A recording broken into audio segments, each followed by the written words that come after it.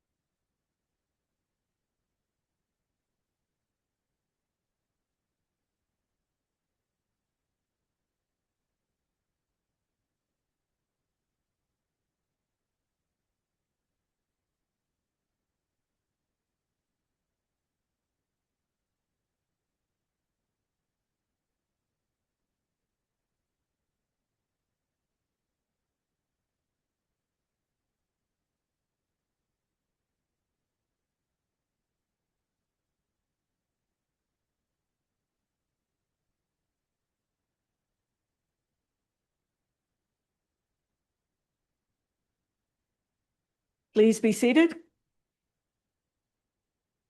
We'll start with the roll call. Mayor Sue Patterson. Present. Deputy Mayor Warren Dickert. Present. Councillor Harold Fleet is not in attendance. Councillor Dave Hawking. Present. Councillor Carol Hudson. Present. Councillor Brandon Cable. Present. Councillor Susan Sackle. Present. Thank you, Vicky. The land acknowledgement. As we work toward reconciliation with Indigenous people, we begin our meeting today by respectfully acknowledging that we are situated on the traditional territory of the Anishinaabe Nation, the people of Three Fires known as Ojibwe, Odawa, and Potawatomi nations, and further give thanks to the Chippewas of Saugeen and the Chippewas of Nawash, now known as the Saugeen Ojibwe Nation, as the traditional keepers of this land. Welcome to our regular council meeting for Monday, July the 13th, 2026. Good afternoon, council, staff, guests, the viewing public, and the media. Council, does anyone have a disclosure of pecuniary interest or a conflict of interest? Seeing none, if one should arise during the meeting, you may declare it then. Item 5, we do not have any agenda additions or deletions. And next on the agenda is our health and safety message. It reflects the town's strong commitment to safety of both staff and residents. It is intended to raise awareness of potential risks, encourage safe practices, and support the prevention of injuries, illnesses, and fatalities.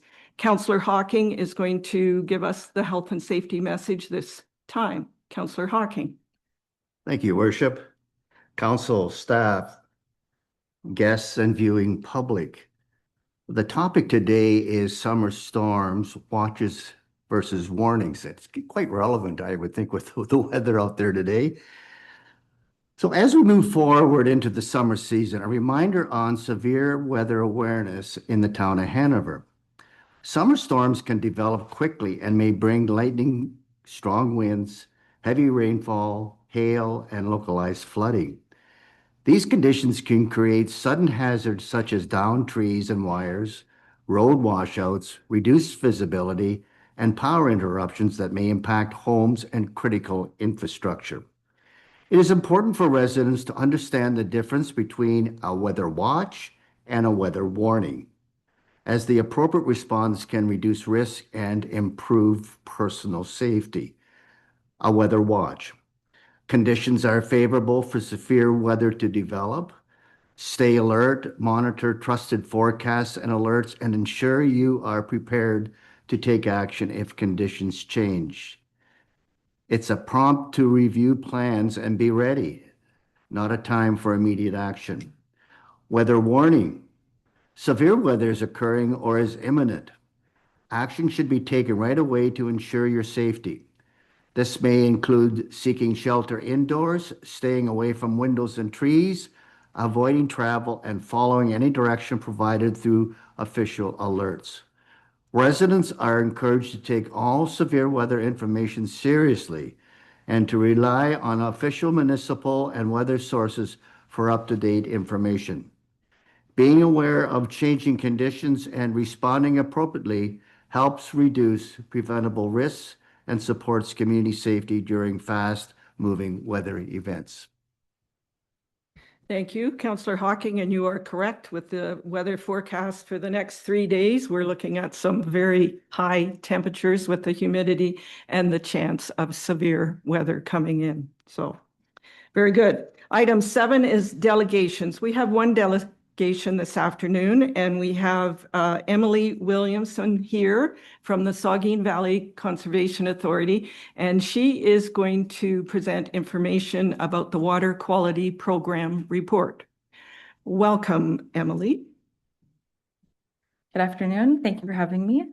My name is Emily Williamson. I'm the water quality technician at Saugeen Valley Conservation Authority. We have prepared a report summarizing 20 years of data in the Saugeen watershed. Today, I'm going to be talking about that information as it specifically pertains to Hanover, as well as some broader information about the program itself. Next slide, please. Thank you. Saugeen Conservation's water quality program started sporadically in the 1960s in partnership with the Ministry of the Environment. In the year 2000, following the Walkerton water event, the province reestablished water quality monitoring on a consistent basis with the advent of the Provincial Water Quality Monitoring Network.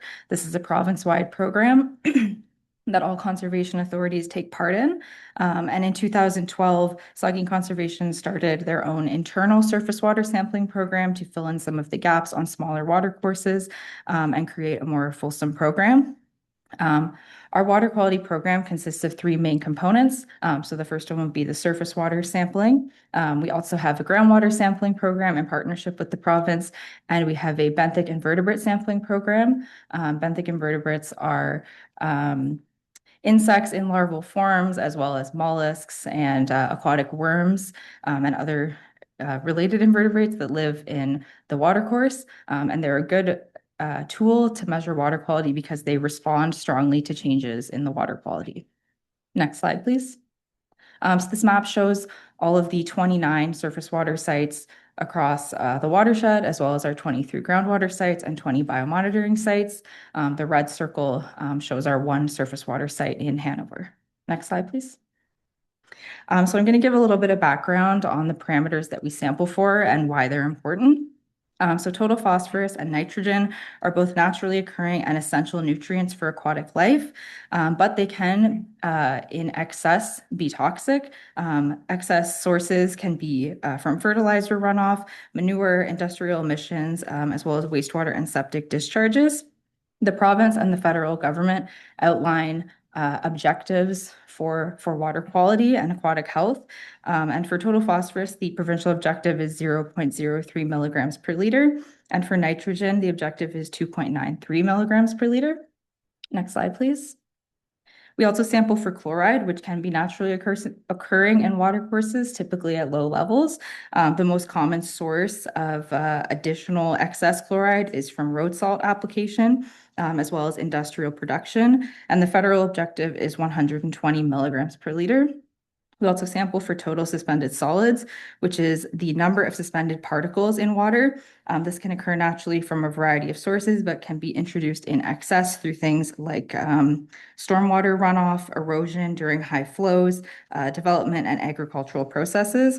And the federal objective is 30 milligrams per liter. Next slide, please. We also sample for E. coli at all of our sites. E. coli are a group of bacteria found in the digestive systems of warm-blooded animals and is typically used to measure fecal contamination in water. E. coli is not naturally occurring in aquatic systems. And the province outlines an objective for swimming and recreation of 100 colony-forming units per 100 milliliters. But it should be noted that our E. coli data is used strictly to determine overall water quality for ecological purposes and is not associated with drinking water or human consumption. Next slide, please. So the following graphs show our one surface water quality site in Hanover. It's identified as S9 and it's on the main Saugeen River. So this graph is for chloride. You can see the blue line at 15 milligrams per liter is the average for this parameter across the entire watershed, so across all 29 sites. And this shows how this site compares to the watershed as a whole. The federal objective of 120 milligrams per liter is not shown on the graph since it's so much higher than the results that we have here. So the annual results for chloride are consistently well below the federal objective, and they're consistent with the watershed average, as well as consistent with what you would expect to see naturally occurring in a watercourse. Next slide, please. This slide shows total phosphorus. So on this graph, we have the watershed average again, and then we also have the provincial objective shown by the red line here. So total averages for phosphorus have always been below the watershed average, as well as below the provincial objective, and there's no clear emerging trend here either. Next slide, please. Nitrogen, annual averages for nitrogen have also always been well below the watershed average and the provincial objective, with no clear emerging or concerning trends. Next slide. Total suspended solids is a little bit more variable, but is consistently below the federal objective, as well as below the watershed average with one outlier in 2019. Next slide, please. We also have E. coli. The E. coli annual averages have also always been below the provincial objective, as well as well below the watershed average, which does exceed the provincial objective in this case. And we don't see any emerging or concerning trends here either. Next slide, please. So an overall summary of water quality in Hanover. Long-term trends show that annual averages have always been below the federal and provincial objectives. There is no parameter of key concern in the town of Hanover. However, in the greater context of the main Saugeen subwatershed, which this site is a part of, annual E. coli exceedances have occurred 13 times since 2002. Total phosphorus levels do show an increasing trend in the subwatershed, with the first exceedances happening since the program started in 2022 and 2023. Next slide, please. As I mentioned at the beginning, we also have a benthic sampling program. Our site in Hanover does not have a benthic sampling site associated with it, but in the upper main Saugeen watershed, which again, this site is part of, we do have 4 benthic sites. Across these sites, we recorded an average species abundance, which is the total number of individuals found in the sample, of 218 to 234 individuals from 2015 to 2024.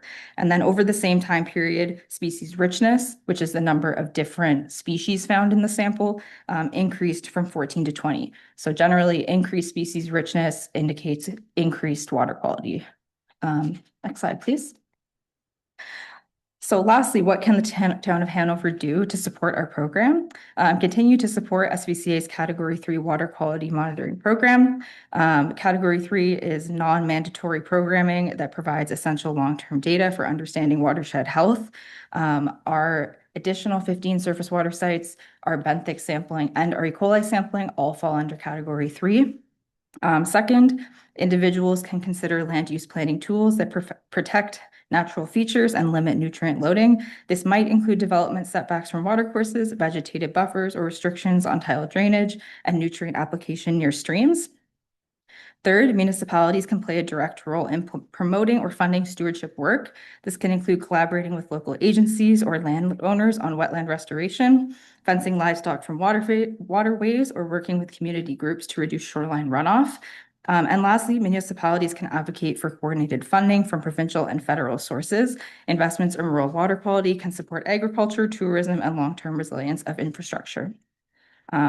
That is the end of my presentation. Thank you very much for your attention, and I would be happy to take questions if there are any. Thank you, Emily. Council, any questions, comments? Councillor Hudson. Thank you, Your Worship. Thank you, Emily.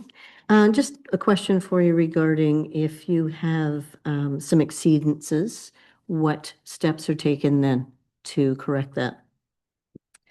Through the mayor, if we have exceedances that show up in our data, our approach at this point in time is just monitoring of the long-term trends. So we're not associated with like drinking water source protection in terms of this specific data. So we don't necessarily have like a plan of action if we see something like that. We're just monitoring the long-term trends to see how things are progressing over the years. So when you say that the phosphorus has become higher in 22 and 23, any thoughts why that is? So there's a number of things that could affect that. One thing to note is that our program doesn't target weather events. So we sampled the first week of the month from April to November, regardless of what the weather is doing. So something like a big rain event could trigger a higher result. And that's simply our program is just not set up to separate those things at this time. So it can be caused by things like that. Other factors could be intensified agriculture or development, just to name a few. Other comments or questions? Deputy Mayor Dickert? Thank you, Your Worship. Thank you, Emily. Maybe a silly question, but when I was reading through the report, in some cases it uses provincial standards, in other cases it uses a federal standard. Just wonder why the difference back and forth, or is that just the governing body for that chemical? Through the mayor, for monitoring for just the purposes of ecological health, there's no kind of like regulations in place for those parameters. So they're just guidelines that are outlined by different agencies to aim for in ideal circumstances. So it's kind of cobbled together a little bit because the province may outline for some things and not others. So we've just kind of pulled them together as a standard. Anyone else? Okay, so thank you very much, Emily, for the presentation and for the important work you and the Saugeen Valley Conservation Authority team are doing to protect and enhance water quality. Thank you. So thank you. Okay, next on the agenda is item 8, which is council minutes. 8.1 is the council meeting minutes from June the 15th. I need a mover and seconder before I highlight a couple of items. Councillor Sackle and Councillor Hawking. So at that meeting, we recognized Bill Smolleners as Hanover's 2026 Ontario Senior of the Year, a well-deserved honor celebrating his outstanding contributions to our community. We approved the Hanover Downtown Plan following an overview and presentation from JL Richards' staff, and Council received an update on the East End Trail, including a financial analysis based on previous direction. A decision was deferred and staff were directed to return with a report outlining cost estimates for a sidewalk from 22nd Avenue A to 24th Avenue and a nature trail from 22nd Avenue A to the proposed new parking lot. Council also approved an additional $25,000 to support eligible community improvement program applications for the remainder of 2026. I will call the question. All in favor? That is carried. Thank you. Item 8.2 is special council meeting minutes from June the 16th. I need a mover and seconder for that, Deputy Mayor and Councillor Cable. That meeting, we went into a closed session to discuss matters with respect to CAO recruitment. All in favor of receiving those minutes? That is carried. Item 9 is business arising from the minutes. Is there any discussion with those previous 2 sets of minutes? Seeing none, we'll move on to the consent agenda. And I will ask if there are any items in the consent agenda that you wish to be discussed separately. I am going to ask for the Grey County highlights from the Committee of the Whole meeting on June 25th to be pulled, and the 3 trail letters, which is 10.17 to 10.19. Councillor Cable. Thank you, Your Worship. Can we also pull 10.5, the downtown improvement area minutes? 10.5, okay. Anyone else? Counselor Hudson. I do have a couple of questions on the 10.2, the biannual statistical report. Okay, and that's it? Yes? We are approving, thank you. 10.1, 10.3, 4, 6, 7, and 10, and 11, and 12, 13, 14, 15 in the consent agenda, and 16. All in favor? Oh, I need a mover and seconder. Deputy Mayor Dickert and Councillor Hawking, all in favor? That is carried. Okay, so 10.2, I need a mover and seconder to receive this for information. Councillor Cable and Councillor Sacco. Councillor Hudson, you had a question? So regarding page 131, just wondering if the area administration for the January 1st to 30th of this year, we can have any sort of idea what those questions are. It's quite a few. So wondering if they double up with some of the bylaw questions or if we have any information regarding that. Sherry? So this area includes any comment that we receive that is deemed other by residents, as well as any compliments that we receive. And I'm just trying to think if I'm just looking at my notes here to see if what the other ones are, and any compliments or suggestions that we receive. So the other really is there was 8 of those which were related to winter maintenance lawn damage that were entered in that area. And then it really varies. It's anything from a bylaw note to a website correction to vegetation overhanging aside. So it's very varied. The only commonality was the lawn damage being entered in that area. Okay, and then I guess my other question is the section B, fire. Our medical calls for 2026 have increased considerably over 2025, from 14 and 25 to 39 and 26. I'm wondering, is it because they are all going out at the same time, or, and then actually I've got 3 questions on there. Public hazard and rescue as well have increased potentially considerably. Chief Deniger is online. Chief, did you hear those questions?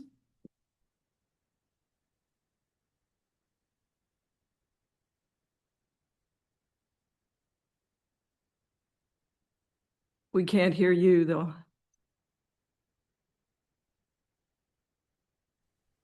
Can you hear me now? Yes, we can. Thank you. Through you, Your Worship. Our agreement with EMS has not changed. It is simply an influx in requirements for medical. Again, we don't go to all medical calls. It is simply vital signs absent, unconscious, and choking are the calls where we respond with EMS. So what you're seeing there is just an influx in demand. I think EMS would say the same thing, that their call volume is significantly increased as well, having 2 ambulances in town now, one 12-hour ambulance during the day and another one 24. Public hazard and rescue, again, just an increase in demand. We've had a lot of weather events that have caused power lines to be down, and rescues. We've had some water calls within the municipality this spring already, and so it's just an increase in demand. If that helps, if there's any other questions.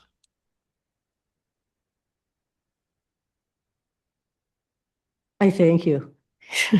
You guys have been very busy. My final question is comparisons. We have under fire inspections on page 133, I sort of recall that we did have comparisons for previous years with that, we are no longer showing a comparison to how many you did last year, previous year to what we've done year to date.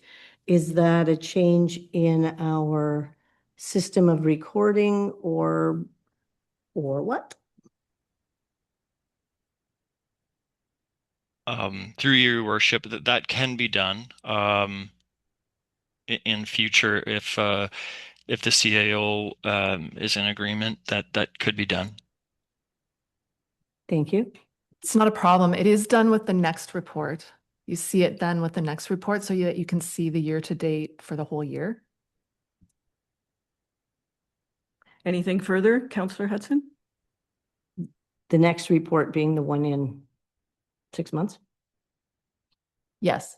So you get it twice a year. The second one, which would show the full year, will show the comparison between 2026 and 2025. Perfect. Thank you. Okay, any other questions or comments? All in favor of report CAO 0826? That is carried.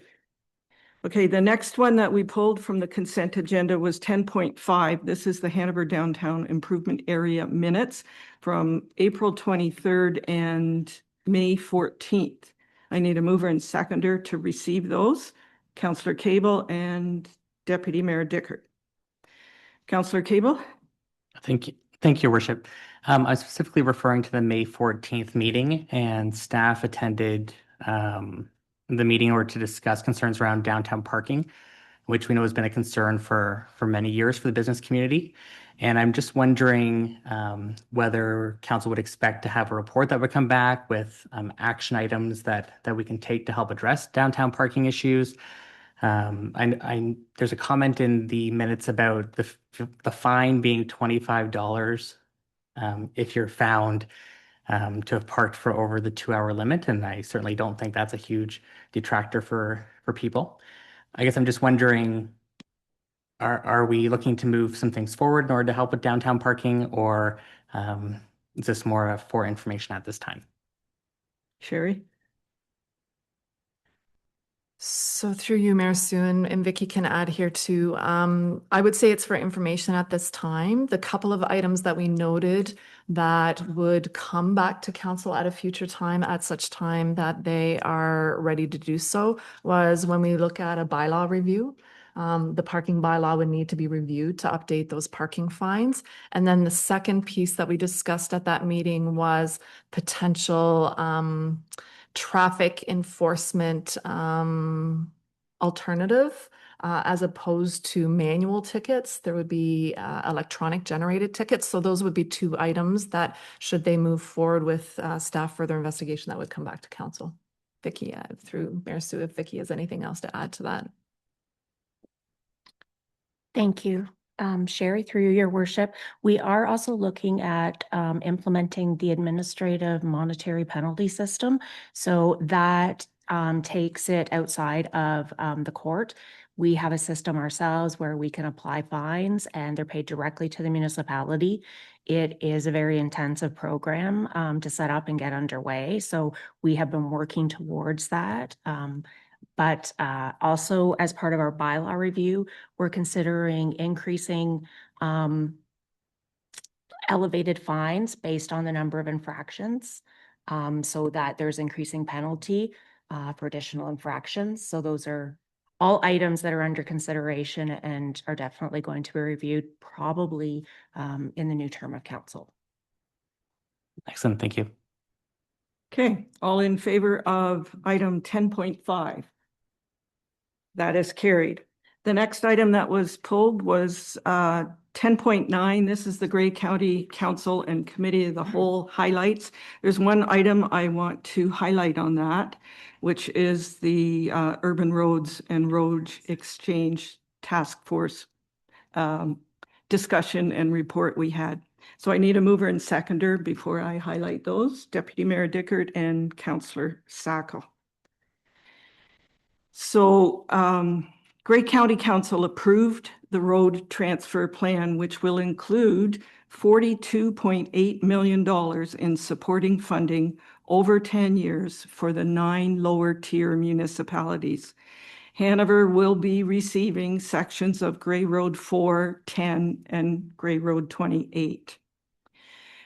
During that meeting, I proposed an amendment for the transitional payment for a fixed increase each year of the greater of 5% or the county-approved increase to the Transportation Services Capital Program. In other words, municipalities will not receive less than 5%. It could be higher, but never less than 5%. This assists every municipality with budgeting. I also proposed transitional funding to assist with more than just snow removal, which includes maintenance, inspection, administration, and insurance. And the final part of my amendment was to include specific wording in the agreements, language that protects both the county and the lower tier municipalities. And the amendment was voted on and it was passed, which I felt the county was being very fair, as were the other members of council with our discussion. So the roads will be coming in under our control effective June the 1st, 2027. And that's all I wanted to highlight, just so everyone's aware that this is going to be happening. Any questions with that? Councillor Cable. Thank you, Your Worship.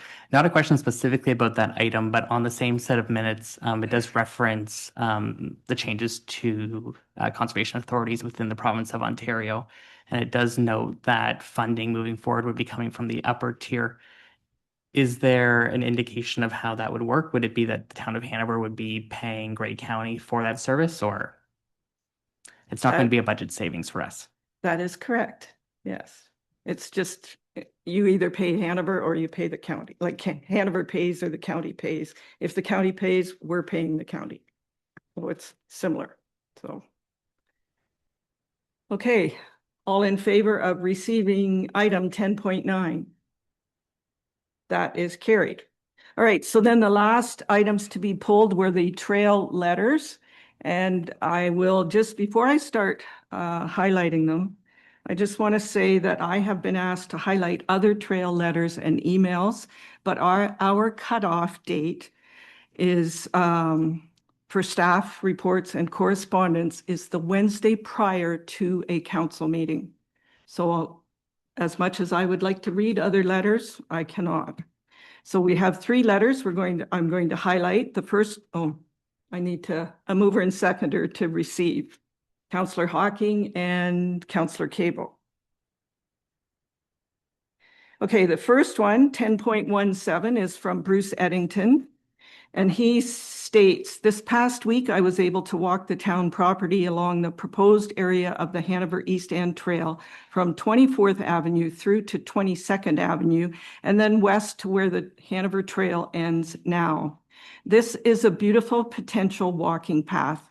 I was impressed with the number of trees and how much privacy this tree cover affords the residents abutting the trail. It would be very easy to plant more trees so as to give the residents more seclusion and a feeling of security. This area is a great opportunity for the town to take this wonderful green space within Hanover and make it accessible to all residents. It would be a shame to lose the chance of making a great trail system even better for future generations. I encourage each one of the town council to walk this area if you have not already done so, and to take into consideration what the wider population of Hanover think about following through with the original plan to finish the East End Trail Loop from the existing trail to 24th Avenue. The next one, item 10.18, is from Sally Corman. I am writing to express my disappointment with council's decision to abandon the East End Trail project, a project that has been in development for many years and had already received approval from the Saugeen Valley Conservation Authority, along with grant funding to help offset its cost. A natural trail through the forest is not the same as a concrete pathway. Residents value access to nature and community trails and are an important asset that enhance quality of life, encourage healthy lifestyles, and make Hanover more attractive to families and prospective residents considering where to live. I have also heard concerns about privacy and safety from some nearby property owners. While I understand those concerns, it is important to remember that town-owned land belongs to the entire community. In some cases, residents may have come to view adjacent public land as an extension of their own property, but that does not change its intended purpose. Public trails are meant to be enjoyed by everyone. My own experience has been overwhelmingly positive. I live with one trail directly behind my home and another across the street. Rather than being a negative, these trails were a major factor in our decision to live where we do. They have enhanced our enjoyment of the community and provided convenient access to nature and recreation. I respectfully urge Council to reconsider this decision. The East End Trail represents a long-standing commitment to the residents of Hanover, one that has already received environmental approval and financial support. It would be unfortunate to see such a valuable community project abandoned when there is still an opportunity to move forward. The last letter is 10.19. It is from Ed King, and it is regarding a petition supporting completion of the original Hanover East End Trail. Ed, for anyone that is not aware of online petitions, Ed is referring to change.org, which is a website that allows anyone to create, share, and sign online petitions. Its primary goal is to empower people to raise awareness and influence decision makers. So Ed's letter states a petition is one of the most direct and democratic ways citizens can communicate with their elected representatives. It represents people who have taken the time to understand an issue, consider the facts, and publicly add their names in support of a cause.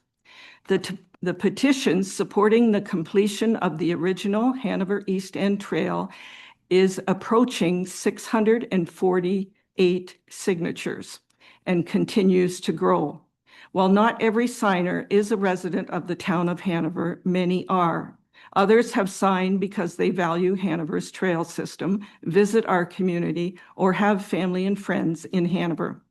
In a town of just over 7,000 people, this appears to be one of the strongest citizen petitions on a local issue in Hanover's history.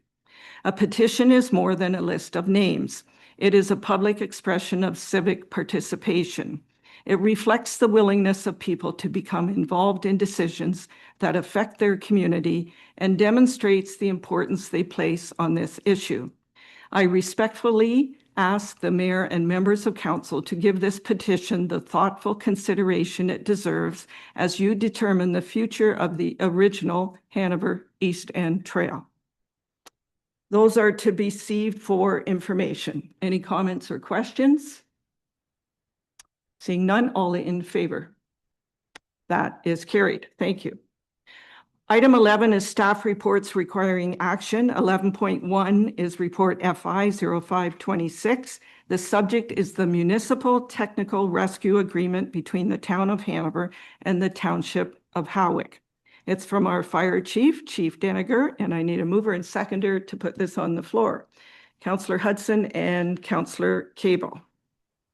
Chief, the floor is yours. Thank you, Your Worship. As indicated, this is report FI 0526, Municipal Technical Rescue Agreement between the town of Hanover and the township of Howick.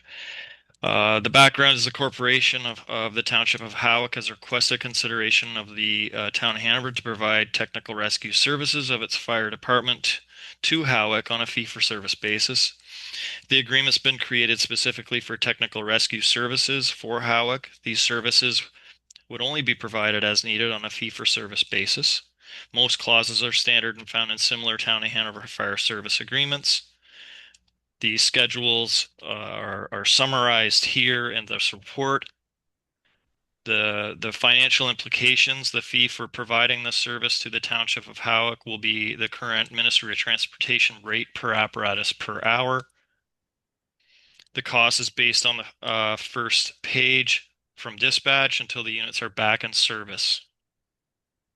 The link to the strategic plan is safe and reliable infrastructure, open and responsible government. The recommendation is that report FI 0526, Municipal Technical Rescue Agreement between the Town of Hanover and the Township of Howick be received, that Council approve the attached agreement, and that Council pass bylaw 3409-26 to authorize the signing of the Municipal Technical Rescue Agreement between the Town of Hanover and the Township of Howick. If there's any questions, I'd be happy to answer. Thank you, Chief. Councillor Cable. Thank you, Your Worship. Chief, I'm just wondering, we have several of these agreements in place with other municipalities. How often is Hanover Fire Department responding out of boundary? I would say on average, because it ebbs and flows, once to twice a year. It's not a huge amount. There are years where it might go up to 3 or 4. There are some years where we don't at all, but those are rare. So it's limited.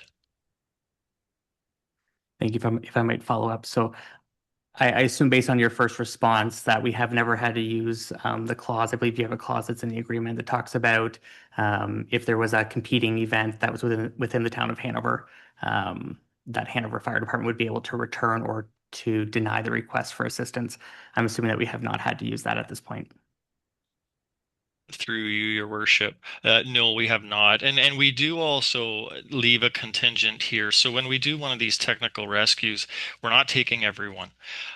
We've devised the program so that we can take pickup trucks. We're not taking any pumpers out of town, and we're taking minimal staff. So typically it's about 10 people that would go to a technical rescue. So that's always going to leave our members in town to respond, and most of the time they will stage here at the station while the others are out of the area to make sure that we have a quicker response. Thank you. Other questions or comments? Councillor Hudson. Thank you, Your Worship. Chief, just as a curiosity, what's the next closest municipality other than us that has equipment to respond to Howick? Through you, Your Worship. That is an interesting question. Because we do water and high angle, and this agreement is also for an aerial truck, it's a difficult question to answer because there are some departments that do water and some do high angle and some have an aerial, but it's a combination that not everyone has. I would say that Guelph might be the closest for them. But I'd have to do some research on that to answer it definitively. Thank you. Okay, Deputy Mayor, go ahead. Thank you, Your Worship, and thank you, Chief. Just curious, how many of these agreements do we have where we have outside departments coming into Hanover to offer services that we don't specialize in? Presently, none. Anything that we don't specialize in, the province has a team. There are a few outliers, but presently we have none. I'm not saying that won't always be the case. We do have mutual aid, so a reciprocal service can be called at no cost. These are not reciprocal services, though. That's why we're entering into fee for service, because these cannot be reciprocated.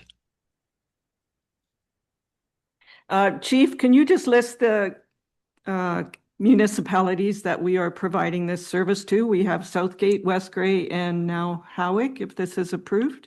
So we have Brockton, West Grey, Grey Highlands, Southgate, Erin Elderslie, and Howick, if approved. Covering the region.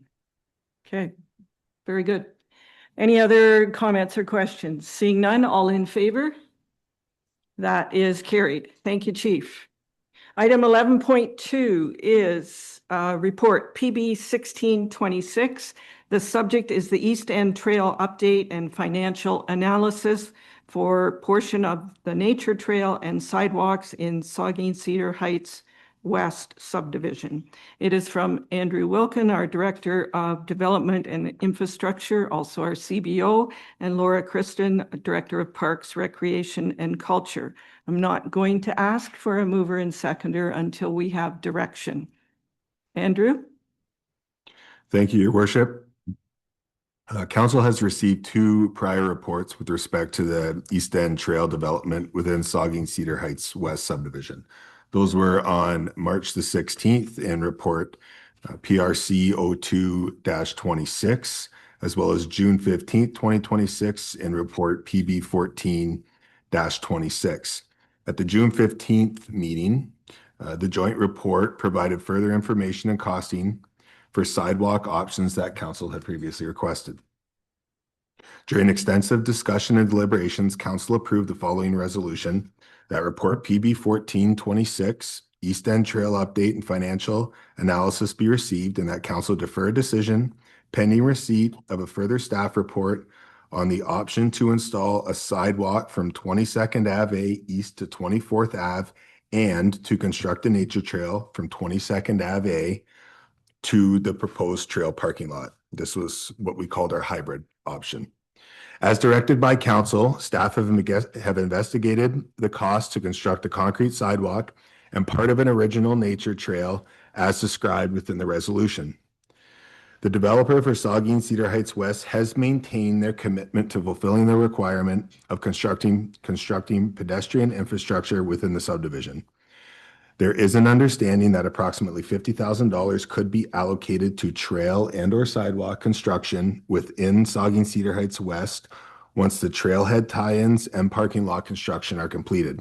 As requested by council, staff are providing financial analysis of the compromised hybrid option as detailed in the June 15th meeting resolution. As previously detailed in that report, PB 14-26, the developer can complete the sidewalk construction within the subdivision itself at a construction value of $50,000. It was proposed that if that were to be the option, that winter maintenance on those sidewalks wouldn't take place until the subdivision is assumed. Costing of trail from 22nd Ave East to the new parking lot at 27th Ave. The estimated cost of the town for the nature trail from 22nd Ave A to the trail parking lot is estimated at approximately $48,000 after the developer's financial contribution. This would include the trail, tree removal, purchase and installation of the single pedestrian bridge that the town previously was going to directly purchase, any tie-in work, concrete work, craning and welding as such. If that option were to proceed, it is anticipated that 30% or $14,400 of grant funding should still be maintained, therefore reducing the overall cost impact of this option from $48,000 to $33,600. Due to the timing, the trail construction would still not occur until 2027. Depending on the direction, there will be a cost to the municipality. Top-up funding for both the proposed nature trail and sidewalk option would be necessary to move these options ahead. Staff have worked through various scenarios and are providing council with the following financial impacts for consideration as directed. Table 1, I'll go over for you here. Option 1 is only concrete sidewalks as we outlined in our previous reports.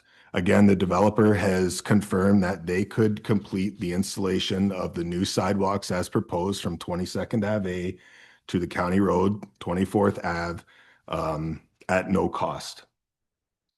Option B is only the trail, pedestrian ramp, and parking lot construction, which will be done by the developer. No sidewalks that had previously been proposed for a cost of $33,600. And if the hybrid option were to be the direction, both concrete sidewalks, trail, pedestrian bridge or ramp and parking lot and trailhead head tie-ins. Construction in 2026 for the parking lot and tie-in points, as well as sidewalks, with the bridge and trail to follow in 2027. The estimated cost of the town would be approximately $83,600. If option 1 or 3 is a preferred direction, there would need to be budget consideration for replacing some sidewalk panels in the future. Staff are recommending $10,000 for replacement. Staff have looked at various options for that.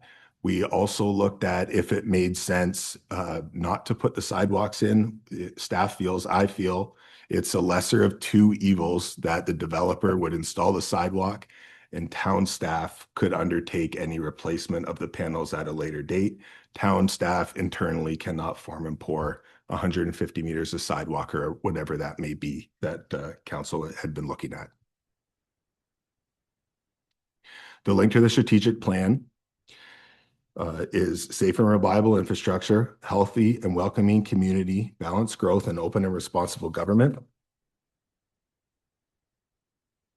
And the recommendation is that report PB 16-26 East End Trail Update and Financial Analysis for portion of nature trail and sidewalks in Saugeen Cedar Heights West be received, and that council provide direction to staff with respect to their preferred option. And I will answer any questions. Laura can help answer questions, and Jamie did some of the takeoff for us and helped assemble the report. So we're all here to answer questions as they arise. Thank you. The floor is open for discussion. Councillor Cable. Thank you, Your Worship, and thank you, Andrew, for the report. Again, certainly I do appreciate the dedication of many Hanover residents who have continued to come out to council meetings and also to write letters regarding the East End Trail. I think certainly this has become the most contentious item of this council term, and there certainly has been engagement on both sides of the issue. In reading the letter shared with council and some of the what I would call incomplete information in the media, I just want to once again clarify that the original East End Trail loop design includes many sidewalk-based segments to complete the loop. It has never been proposed as a fully natural trail loop. One of the letters that we recently received said that it was a shame for council to dead end the trail. But unfortunately, the reality is that the trail will come out onto sidewalks regardless of the decision that's made here this afternoon, since the original trail bed segment was lost when the subdivision went in. That piece of trail ensured that there was natural trail and a stable rail bed from the south line through to the switchback by Walmart. So it's a shame that that piece was removed. However, given where we are today, either the trail comes out into the Cedar West subdivision and residents use sidewalks to get across 24th Ave to the natural section leading towards Walmart, which is slated to be refurbished this year, or with the proposed trail, it will dead end into a parking lot leading out onto 24th Ave. There's no fully connected, nature-based option being considered. I previously explained my concerns regarding the area being considered for a trail, and I'm not confident that the compromised option will satisfy residents on either side. I continue to believe that sidewalk connections within the Cedar West subdivision will provide residents access to natural sections of the community trail while also enhancing year-round walkability in this area. And it is my understanding that the sidewalks would be installed in 2026 to not be delayed, as was previously indicated. I do have a few questions for staff, but certainly, as I think has been noted, I am in favor of proceeding with option 1 as is presented tonight. First question.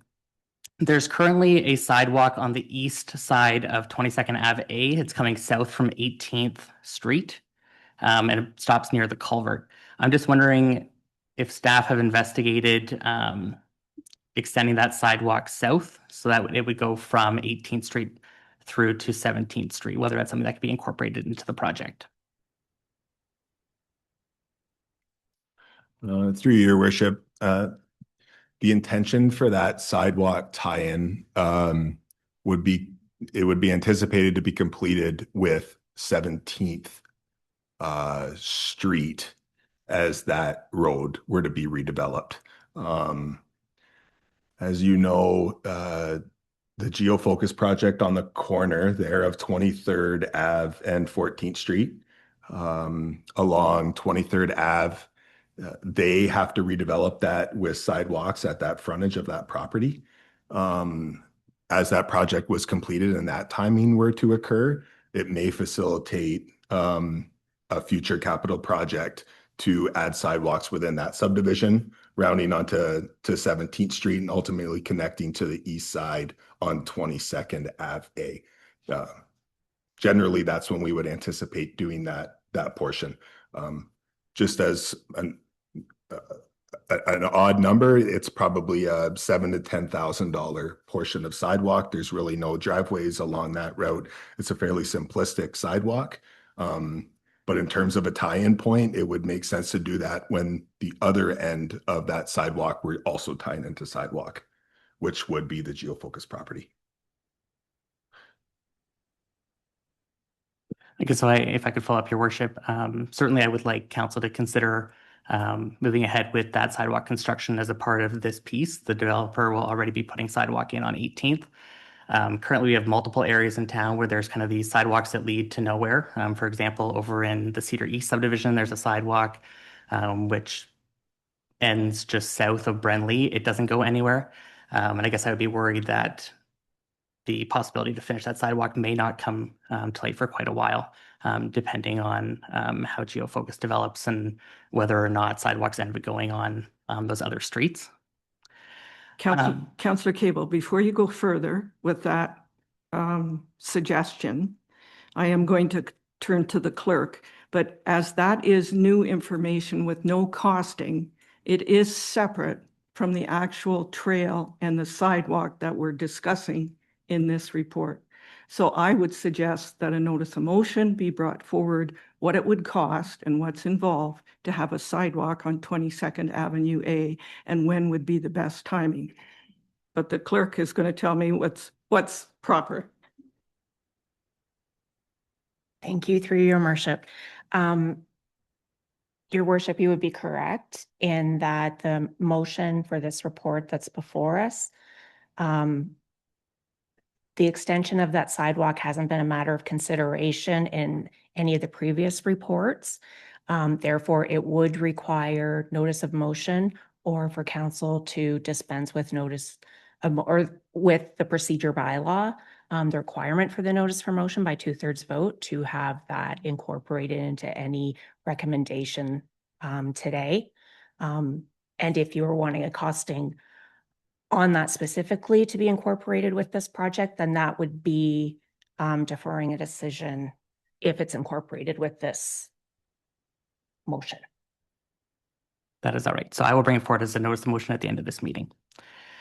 A second point, I'm just wondering if staff have discussed the parking lot. Really is a bit of a piece of contention for me because it, to me at this point in time, doesn't serve a huge purpose. Certainly I feel like the old parking lot makes a lot more sense from a trail connectivity perspective. The old parking lot is right at the Saugeen River. The natural trail is just to the east. I think it used to be well used. It's my understanding that it is smaller.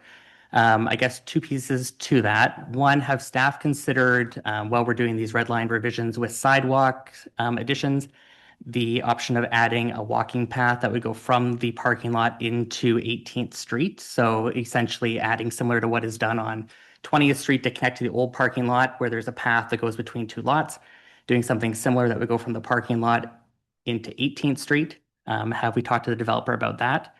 And if not, I'm wondering about, again, I think I've talked about this at every meeting, going back to the idea of the old parking lot. Is there a possibility for us to use part of the grant funding to support refurbishment of that parking lot?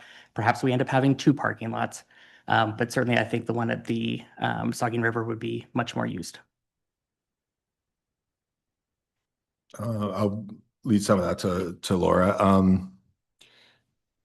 No, we haven't talked to the developer about an access point. If the parking lot was to be built in block 115, I believe it's called,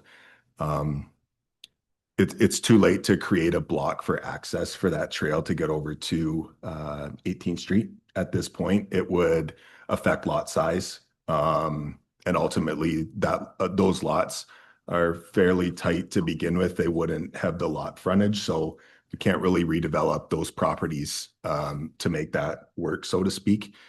Before I pass to Laura, just one item. Saugeen Cedar Heights West, where you had mentioned, is dead ending the sidewalk at the north end going into Brenly. That sidewalk will actually continue through, ultimately working its way to the old CBM property, straight north. It's just a different developer, and we haven't assumed Brenly yet. Therefore, that sidewalk isn't put in. So that won't have a dead end sidewalk. I agree. There's locations that have dead end sidewalks, and generally it's older subdivisions or different developments tying into newer ones, and that's generally the reason. But I'll pass it on to Laura about the grant funding for refurbishing the old parking lot. Through your worship. So just looking at the plans for well, it's block 121, which would be the new location of the parking lot. So I am going to estimate at the river site that you could probably fit 4 cars, maybe 5. If anybody has any, I really haven't measured that out. So that's just kind of going from experience. Whereas the block 121, the new proposed site, is 9 measured specific sites. So the size comparison is certainly, we would be losing some parking spaces. So that is certainly something to be considered. I will also answer the question relating to the potential whether the parking lot refurbishing can be with the grant at both sites. That is an option, I would say. As the grant itself, I'm not sure if we've provided the exact location of that parking lot, so that is an opportunity. It would likely meet with the criteria of the grant without speaking specifically with the results. Any follow-up? I think my only follow would be that I would like to see us consider both. I guess if the developer's fully paying to have this parking lot constructed near the subdivision, then I guess let them construct it. It just, my perspective is that it doesn't serve a huge purpose at this point in time. But I would love to see, while we have the availability of grant funding, to refurbish the parking lot that's near the Saugeen River, because I think that that's the most ideal spot for people to park in order to access our trail system. Thank you. Councillor Hocking.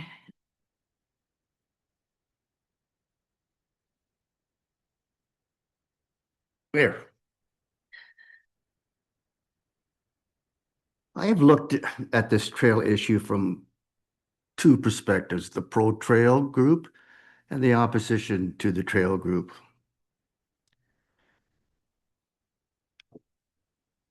I'm very impressed on the response from the pro-trail and their letters to support the trail. And I empathize with the opposition to the trail. So let's keep this in perspective. We're talking about maybe 2 blocks, 3 blocks, less than 5% of the total trail system. I hear the pro-trail proponents who argue that they deserve it because of a previous council decision. They are entitled to it because they are the majority of the people who want it, who want us to disregard the concerns of property owners who abut on the proposed trail. And they want us to dismiss any idea of an alternative such as sidewalks, even though sidewalks make up a portion of the entire trail system in the East Ridge subdivision and 7th Avenue. Have you ever walked along the Bruce Trail? Do you think it's a common natural trail the whole length? There are links there that are 1 kilometer apart that you have to walk on paved road. It should be noted that the proponents of the opposition group to the trail are usually and mostly the property owners whose property owners on the proposed trail. This is just a subjective feeling of mine, but I get the feeling that the pro-trail people want this because they deserve it and really don't care one way or the other on the impact that this trail has on the local residents. The impact of the trail compromises people's privacy. It ruins and destroys the natural habitat of fauna and flora. It imposes personal costs for privacy fence and as well ongoing maintenance costs. At the last council meeting, I clearly stated, because of my upbringing and my education, I totally respect the environment and I cannot support the demise of a natural habitat simply because some people feel they're entitled to a 2-block extension despite opposition. I support leaving the natural habitat in its current and permanent and protected state. And one of the benefits of canceling the trail is now we have monies to allocate to sidewalks, which will provide safety for homeowners and their children every day of the year. Before I close, I just want to state publicly that I was extremely disappointed that someone in our community tried to silence me by attacking my personal integrity, alleging that I was in a conflict of interest simply because my daughter is in real estate. This allegation cost me personal time to defend, and it resulted in the town incurring a financial expense to hire an integrity commissioner to look at it. The outcome was the allegation was baseless. I will vote for the first option, which is sidewalks. Thank you. Thank you to everyone who participated in this democratic process. It's unfortunate that it's a win-lose situation, but I have to live by my principles, and there is my decision, option 1. Thank you. Thank you. Other comments? Councillor Sacco. Thank you, Your Worship. Well, it's been 4 months now that we've been dealing with this issue. And I want to assure the public that council members have been on the trail. They have walked that spot. We've read the reports. We've gone over the studies. We've read numerous emails, answered phone calls, and taken part in conversations in the street. Even this afternoon, I had someone from both sides of the issue contact me. It's a beautiful long trail, and it comes down to 2 blocks that we're looking at. And you know, when you get to 7th Avenue and you're walking to the South Line, you have to go down the street, you have to cross over. The difference is, let me show you the comparison. I see it the same way that I see walking through Cedar West. It's a 2-block access that I have to travel through in order to get on the other side of 24th to go to the switchback. 2 blocks. I understand that there are those who feel the need to go with the original plan, to place a trail for those 2 short blocks, but there are neighbors on both sides of that creek.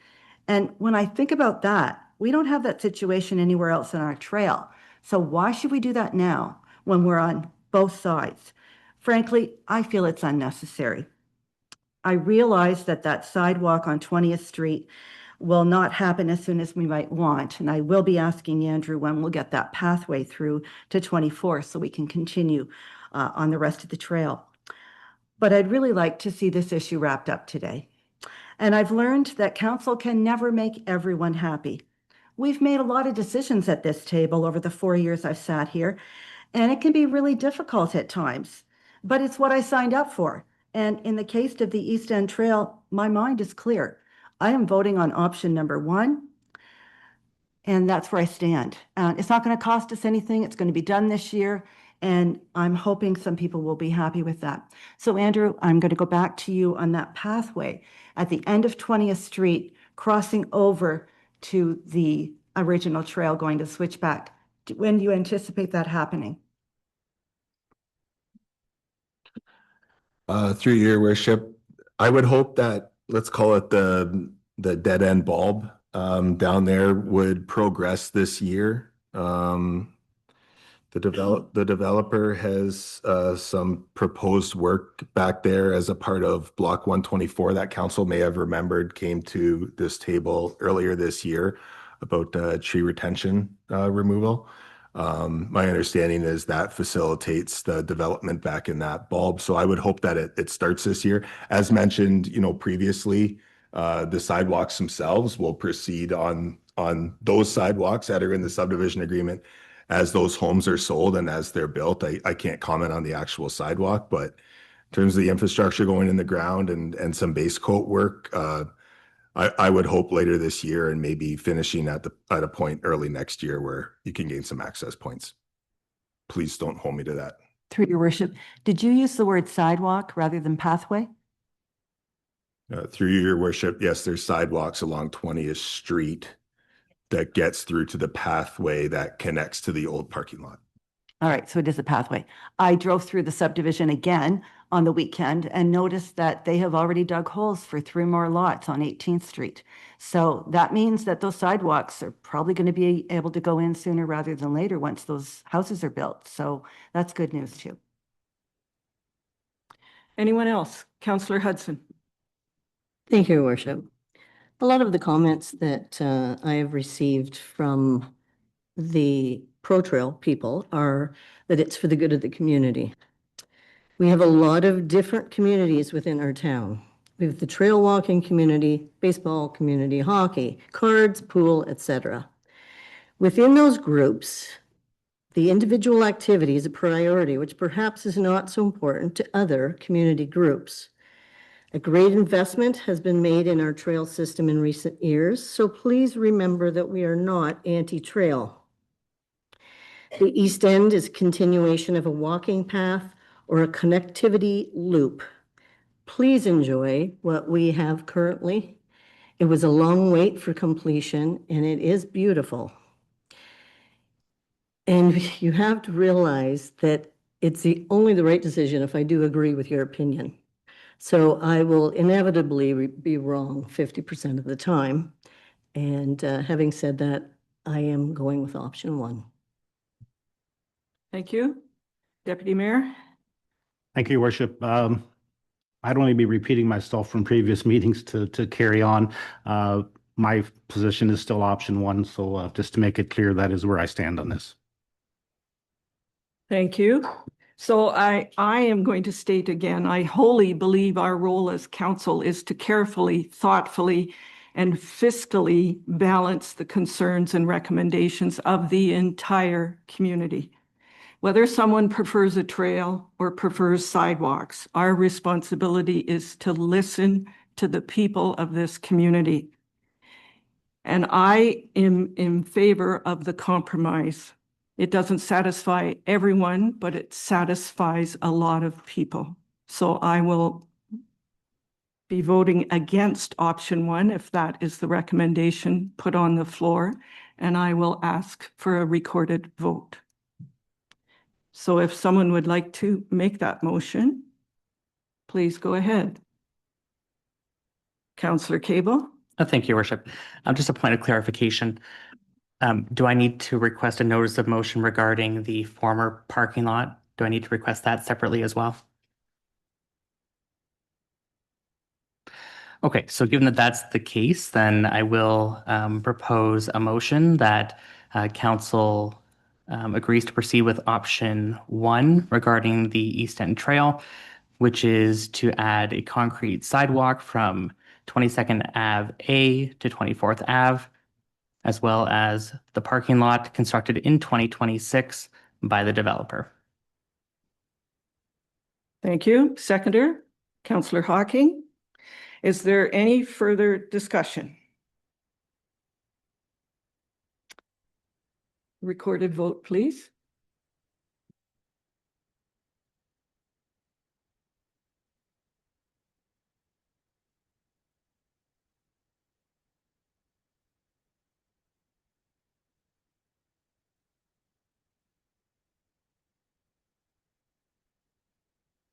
This is the recommendation that council receive report PB 1626 East End Trail update and financial analysis for the portion of nature trail and sidewalks in Saugeen Cedar Heights West be received, and that council directs staff to proceed with option 1 as outlined in the report. Councillor Hawking, yea or nay? Yay. Councillor Oh, Councillor Hudson, I'm in favor of option 1. Councillor Cable, In favor. Councillor Sacco, In favor. Deputy Mayor Dickert, In favor. Mayor Patterson. Opposed. The ayes have it. The motion is passed. Okay, thank you, everyone. All right, we'll move on to item 11.3. This is report PW 1526. The subject is the Hanover Dam and Water Erosion Control Infrastructure Funding. It's from Jamie McCarthy, our Manager of Public Works and Projects. I need a mover and seconder to put this on the floor. Councillor Cable and Councillor Sacco. Jamie? Thank you, Mayor Patterson and members of council. I'll be presenting report PW 15-26 Hanover Dam and Water and Erosion Control Infrastructure Funding. Also to let you know, Katie Thomas, the Water Resources Manager with SBCA, is also present in the audience if there are any questions needing SBCA expertise. As council is aware, the Hanover Dam is a town asset and is maintained by the Saugeen Valley Conservation Authority through a Category 2 agreement. Part of that agreement requires assessments of the dam's condition and safety infrastructure. Through these assessments, it was indicated that the Hanover Dam site needed improved safety fencing. This fencing would block off dangerous areas that have been seen to require an additional level of security. Improved signage would also be installed. And the security fencing is estimated to cost $30,000. In addition, a tree remediation study is required to better understand which trees and vegetation need maintenance. The tree remediation study is expected to cost $10,000. The SBCA submitted a funding application and was successful in obtaining 50% funds for the studies and fencing, as mentioned previously. Staff are recommending that the funds be reallocated from the asset management line under the roads budget. These funds were earmarked for a road condition study, which has not commenced. A total of $20,000 will be needed for the dam and would not require moving funds from reserves. So staff are recommending that report PW 15-26 Hanover Dam and Water and Erosion Control Infrastructure Funding be received for information, and that council approves the funding to match $20,000 to complete safety fencing and tree retention around the Hanover Dam, and that council approved the funds to match water and erosion control infrastructure funding to be reallocated from the asset management budget line found in the operational budget for road administration. The links to the strategic plan are safe and reliable infrastructure and healthy and welcoming community, as well as open and responsible government. Thank you, and take any questions. Thanks, Jamie. Just out of curiosity, is the fencing on both sides of the river or just one side? Through you, yeah, the fencing will be on both sides. Good, thank you. Council, questions, comments? Deputy Mayor? Thank you, Your Worship, and thank you, Jamie. In reading this, to me, it seems to be more of a liability issue to get this fencing up and the remediation for the trees. So, I support that. But as I was reading through the report, I also noticed at one point in time that it said, I'll back up a bit. A couple of years ago, we received a report saying there were pieces of that dam that are maybe becoming kind of suspect to failure. Then in the report, it further went to say that they could decommission that dam at some point in time rather than replacing it or repairing it. Is there any indication as to what cost comparison would be to repairing it versus removing it, and what impact that would have on the river itself? If I may, I'd like to bring Katie up as I do have an awareness of what it would take to remove the dam, but to remediate, I don't. And then what those implications to the river would be best spoken by Katie. Welcome, Katie. And you know, there's a button there for the microphone.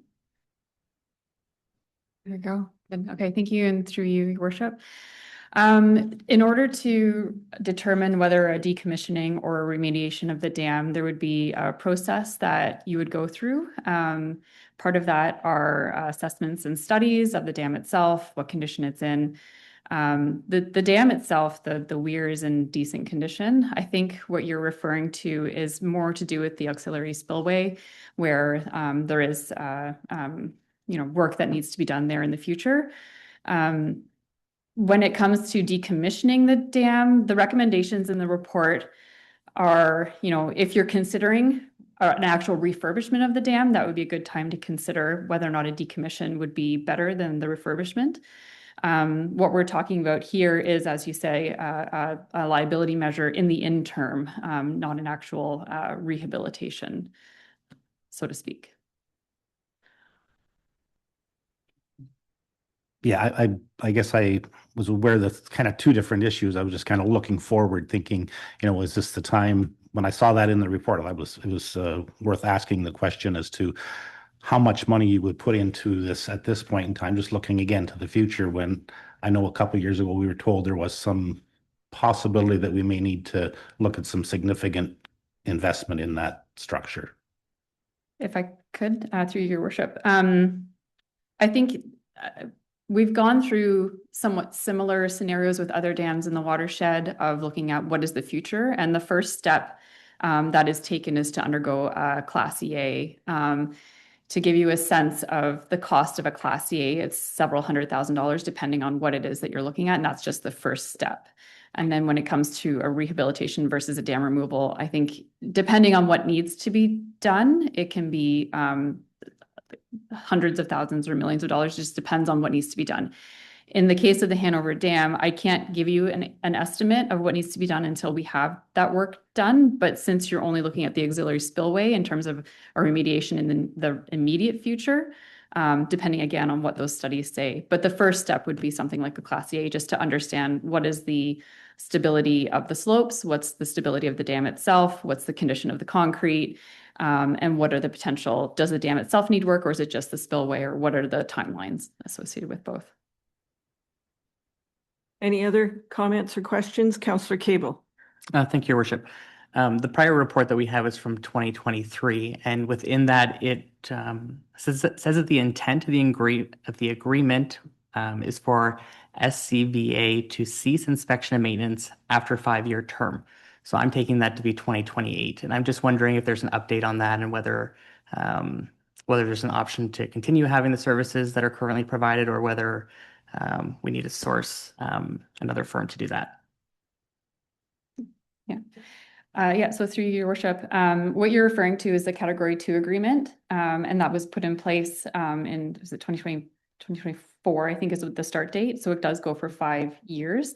At the end of that, with the amalgamation that is going on right now with the conservation authorities, we are allowed to have agreements in 2-year time spans. So when 2028 is coming up, we will be able to, as of right now, put in place another 2-year agreement to offer services to organizations like municipalities. Yeah.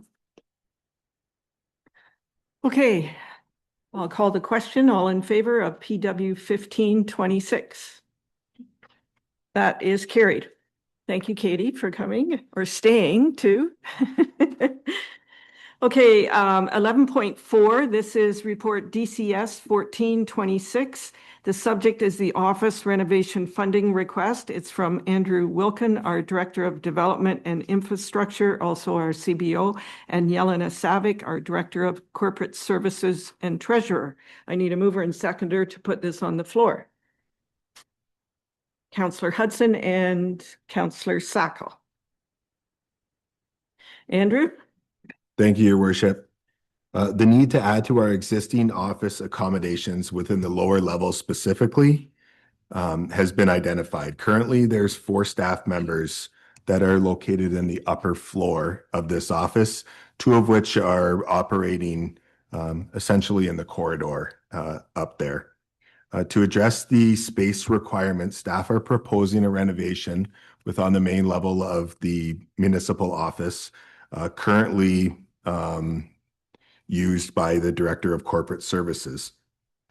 The proposed renovation would divide the existing corner office into 2 separate office spaces, creating an additional enclosed workspace within the existing building footprint.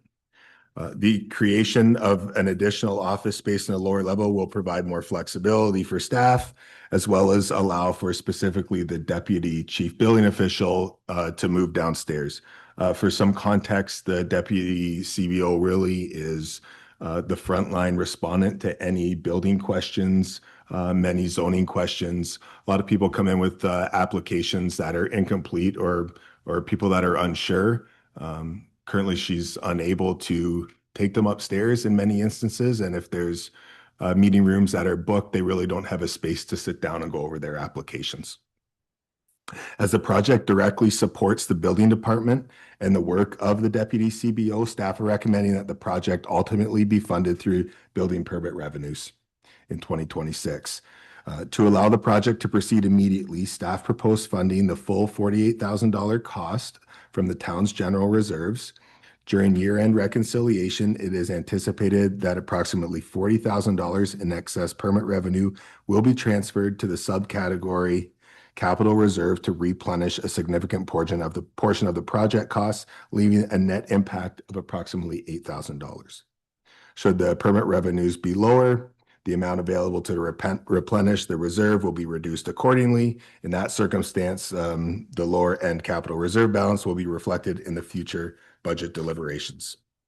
The recommendation is that report DCS 1426 office renovation funding request be received and that council approve a $48,000 transfer from the general reserves to fund municipal office renovations, and that council approve the transfer of 2026 additional building permit revenues in excess of that project amount to the town's general reserve to replenish the reserve balance up to the cost of the completed work. And I or Yelena will answer any questions on this one. Thank you. Questions, comments? Councillor Hudson. Thank you, Your Worship. Couple of things. This is not in our budget for this year, correct? So when we did hire on some new people, was this consideration for where they would actually be working considered, or are we now scrambling to find a spot for these people to fill in? And we seem to have another fairly pressing issue of about the same amount of money. So I'm wondering if this is something that we could perhaps defer until next year. Through your worship, no, I wouldn't say that staff is scrambling to find workstations. I think there's some underutilized sections in the municipal offices that could accommodate some additional workspace areas that make a lot of sense based on how we operate currently and will operate in the future. Without doing any renovations, we can still accommodate the anticipated staffing that we do have. I just think this provides a better service to the public in terms of kind of on-site responding to the needs of a lot of people that come in here, specifically for the building department type of questions.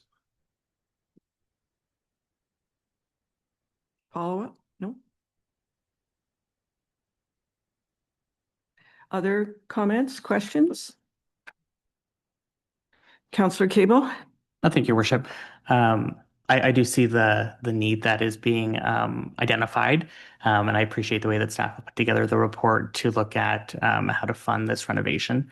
I do wonder if it's something that is considered in the 2027 budget, and then at that point in time, we would know more accurately how building permit revenue has gone for 2026.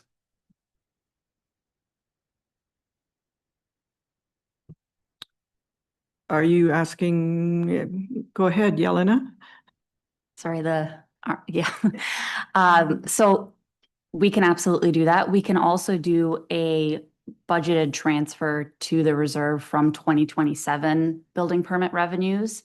So if, for example, we have a $48,000 project, we're budgeting 40,000 to be transferred from building permit revenues over to back into general reserves to pay for this work, and the amount comes in under, we can budget in the 2027 budget an additional 20, 30,000, whatever the number is, of building permit revenue to come back into the general reserves to cover the difference. So I think that what we're anticipating is about an $8,000 cost, not a $48,000 cost to the town's general reserves, because we're anticipating about $40,000 in excess building permit revenue. If that figure doesn't materialize, or if it's significantly lower, future budget deliberations could be such that we take 2027 building permit revenue to offset the 2026 costs. I hope that made sense. Okay. Any other questions, comments? I'll call the question. All in favor of DCS 1426? 1, 2, 3, 4. That is carried.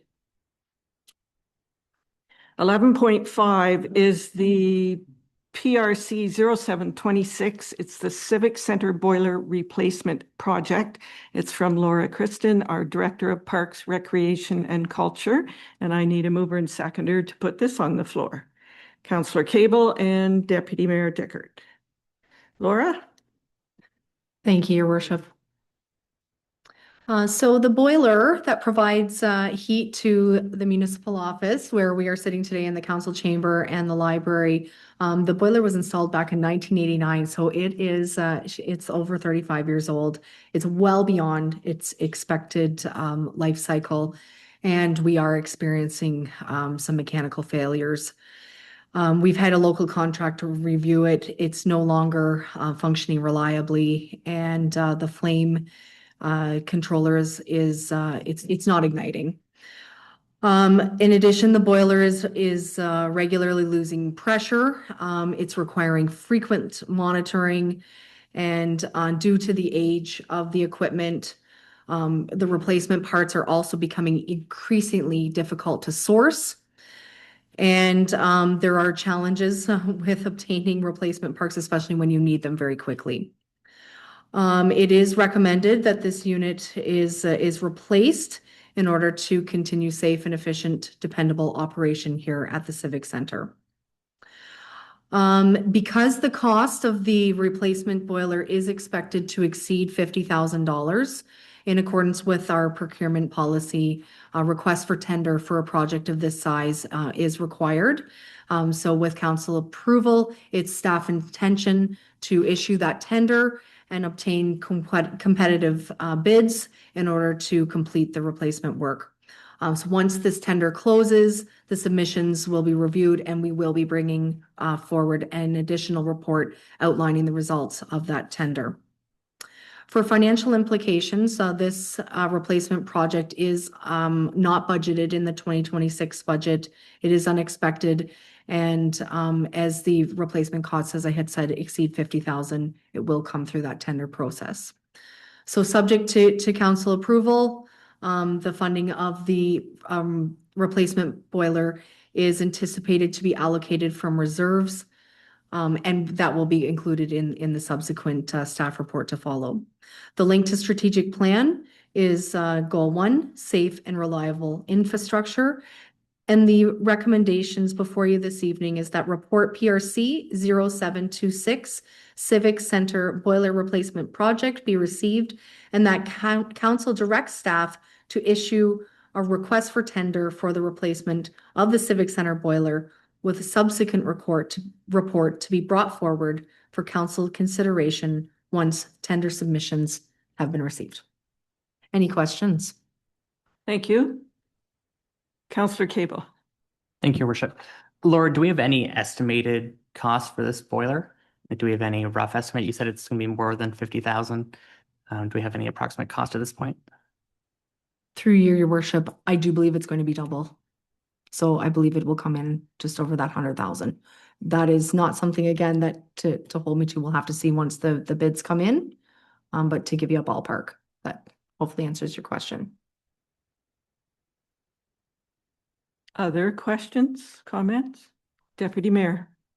Thank you, Your Worship. And Laura, just wanting to look forward, if you're going to send out for an RFP, will you also be looking at the attached circulating pumps and all of those good things that complete the heating system to make sure that they're not at that end of life cycle as well? Yeah, through your worship, that makes sense. We know that there's probably going to be some reconfigurations that are going to have to happen, the size of the boilers. And in fact, we are going to investigate, right now it's one, we're going to investigate the possibility of going to two as well, so that you have that backup and, you can run them as twins, kind of like at the P&H Center.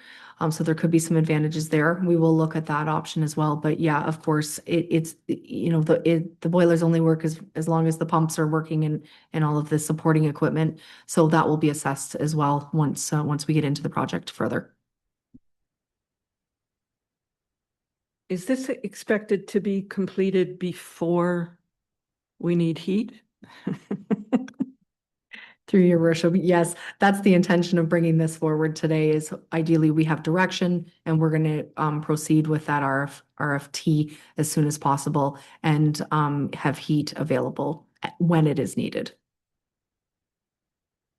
Okay, any other questions, comments? Seeing none, all in favor of PRC 0726. That is carried. Item 11.6, this is report PB 1526. The subject is the Hanover Official Plan 5-year review update. It's from Andrew Wilkin, our Director of Development and Infrastructure, also our CBO. I need a mover and seconder before Andrew presents the report. Councillor Hocking and Councillor Sackle. Andrew? Thank you, Your Worship. Colbite Engineering has been retained to complete the 5-year update to the Town of Hanover's official plan. To date, the legislated requirement for project commencement public meeting, you may recall, was held April the 6th, 2025, and the initial steering committee meeting was conducted August 11th, 2025. Since that time, staff had proactively paused the project in consideration with boundary adjustment work that was ongoing with the municipality of West Grey, and as those discussions had advanced. As a minister order has now been executed, the OP review should now recommence. Staff thought it was maybe a good time to provide an update based on where the OP was at, based on a bit of a lull that's taken place. So this report will outline the revised scope of the project and the anticipated timelines moving forward, as well as somewhat of a phased approach we think is maybe best moving forward. Legislative changes that have occurred that are going to impact, we feel will impact the 5-year review. Growth projection work that was completed by the county that we will utilize for some of our growth work as well, and some of our land redesignation work as part of the phase 2 of this OP. There continues to be significant change and ongoing policy review within Ontario's land use planning framework at the provincial level. Given the evolving nature of the planning system, this section is intended to assist council in understanding emerging policy implications for the OP moving forward. I'm sorry for all the letters, section A, section B, B1, B2s. Yeah, I'll just work my way through this, just touching on some of those points. There's quite a bit of information here in the reports. Bill 17, Protecting Ontario, Building Faster Act. The key objective of Bill 17 is to streamline planning application requirements by limiting the materials municipalities may request that would deem a complete application. Hanover does not have a section currently in its OP, so I guess you could say we are streamlining now. If we are to add areas to this in terms of studies, we'll have to have some conversations with the minister on that, which we intend to do. All a list would do is just provide a developer a clear indication of what we're expecting. As it works right now, a developer, we're looking to do something, make some planning applications, and we would have a pre-consultation meeting, discuss what those studies would be, come to an agreement on those, and the developer would take that back and start working on the necessary studies to accompany their planning applications. Section B, the ERO, or the Environmental Registry of Ontario postings. Below is just a quick synopsis of a few of them that are currently out there for comment or that have closed. Streamlining and standardizing official plans. It really just talks about aligning the upper tier OP and the lower tier and ways to avoid some duplication. In that, it also talks about removing requirements in OPs to reduce climate change policies and touch on climate change policies. B2 talks about upper tiers, secondary plans, and site-specific policies. B3, site plan control. Within site plan control, it essentially is tying departments into not forcing more egregious measures beyond what the Ontario Building Code requires. Therefore, as the Ontario Building Code is kind of that minimum standard that has to be met, they're indicating that municipalities can't ask for something beyond and above the health and safety requirements of the building code. Before minimum lot sizes for urban residential land, this will affect us. There'll be some property size revisions that we will need to accommodate. Again, we're fairly tight on a lot of our sizes in terms of land. This won't affect us too much, but it will require an update to our zoning bylaw amendment to pick up any minimum requirements that may be picked up. Project methodology guideline really talks about the Ministry of Finance Ontario population projections, which ultimately is what Hempson and Associates used for their growth management work at the county level, and talks about a few other things that we should consider with respect to infrastructure, public service facilities, and strategic growth in the planning horizon. B6, streamlining information for planning authorities. It's a little bit more information and extends beyond the core and contingent studies when scoping for complete applications. As I mentioned, Grey County completed growth management work. Hempson and Associates completed that work for Grey County. And as shown in that report, there was some residential land deficit that we were going to propose within our horizon. Obviously, our boundary adjustment work really helps facilitate that land. It may not be designated residential now. The intention is it will be, however, through official plan updates as proposed in here in phase 2. Just took a blurb out of that report. The county and its local municipal partners should prioritize extending servicing to key employment areas, ensuring that these lands can be brought to market and the forecasted growth be realized. Staff would agree. And D is proposed scoping changes to the Hanover official plan, and really here is the point of this report here for council, where our intention here with the boundary adjustment work and really the long-term implications of new lands coming into town and appropriately being redesignated with our growth requirements and land requirements really should be done in 2 phases. We need to support with some additional background work and studies prior to redesignating significant amounts of land in Hanover. But because we've kicked off our official plan as it stands now, we would certainly like to proceed with finishing up what we have started. And really that phase 1 and finishing that up is speaking specifically to the mutually beneficial lands that had always been designated along 24th Ave, bringing that into our official plan, updates to the structure within the plan, including some exemption sections, updates to the plan to ensure conformity with all the new PPS and ERO postings that I had mentioned earlier, completing that complete application requirements, as I previously noted, and really all the policy work would be done here in phase 1 with respect to residential policies, parkland policy, environmental policy, commercial land use.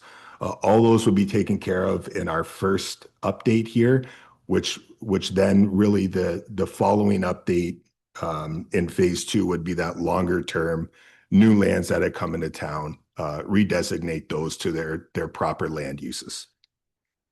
Our proposed timeline for phase 1 would be to complete the update work in-house policy update work for early fall, provide that public engagement session and open house late 2026 or early 2027 with the final OP adoption in front of council in early 2027, which would be new council. Phase two, kind of that longer term approach, we feel will have obviously some budget implications. We'll propose that in 2027 budget and beyond. The town of Hanover completed a municipal comprehensive review in 2021. Watson and Associates completed it for us. Certainly with new lands, we need to look at updating that. We should look at some servicing master plan work to go along with that with our infrastructure needs. Recent growth management work with the county will be included, population growth, but there will be some background studies as a part of that broader, larger scope, which is why we're saying we think we should break this up into kind of a multi-phased approach. While there are no direct financial implications to the report, all the costs associated with the OP were in the 2026 budget. Future phase two costs will be outlined within capital projects in 2027 budget deliberations. The link to the strategic plan is safe and reliable infrastructure, healthy and welcoming community, strong and vibrant economy, balanced growth, and open and responsible government. And the recommendation is that report PB 1526, Hanover official 5-year review be received and that council endorse the proposed scoping and timeline phasing changes contained in this report. And I'll answer any questions you have. Thank you, Andrew. Questions, comments? Good report. I'm not seeing any. All in favor of PB 1526? That is carried. I'm going to ask, do you want a 5-10 minute break or not? I'm seeing nodding heads, so let's come back at 6 o'clock. Is that too long? 5-2?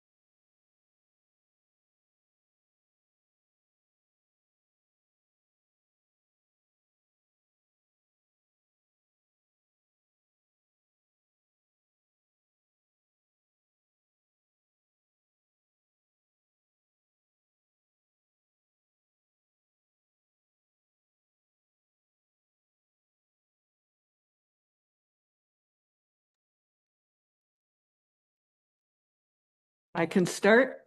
Okay, we are back from our brief recess, and we have report PRC 0626. This is item 11.7. We're on page 264 of the package. The subject is the commemorative recognition policy. It's from Laura Kristen, our Director of Parks, Recreation and Culture. I need a mover and seconder to put this on the floor. Councillor Cable and Councillor Hudson. Laura? Thank you again, Your Worship. So the town currently does have a memorial program that does provide residents and community members with opportunities to commemorate loved ones or significant events. And that's through the placement of memorial trees, benches, and rocks within our municipal spaces. Recently, staff has reviewed the existing program, and we've identified opportunities to provide clearer direction and kind of make that consistency across the administrative departments a little stronger, and also to expand the program itself and expand the range of commemorative options to be available within town-owned spaces. So the proposed commemorative recognition policy, which has been attached in the package this evening, will replace the existing memorial tree and bench program. And this policy will establish a consistent approach to commemorative recognition across all departments. There has been collaboration with finance, with cemetery, with public works, with Parks and Rec, with legislated services and clerks in order to put forward the policy that is before you this evening. And the policy itself will apply to those memorials, trees, rocks, the dedication plaques, and all other appropriate commemorative features within parks, trails, cemeteries, and other town-approved properties. So the discussion this evening is that this policy will establish the process and parameters for the purchase, installation, maintenance, warranty, and potential removal or replacement of commemorative amenities on town properties.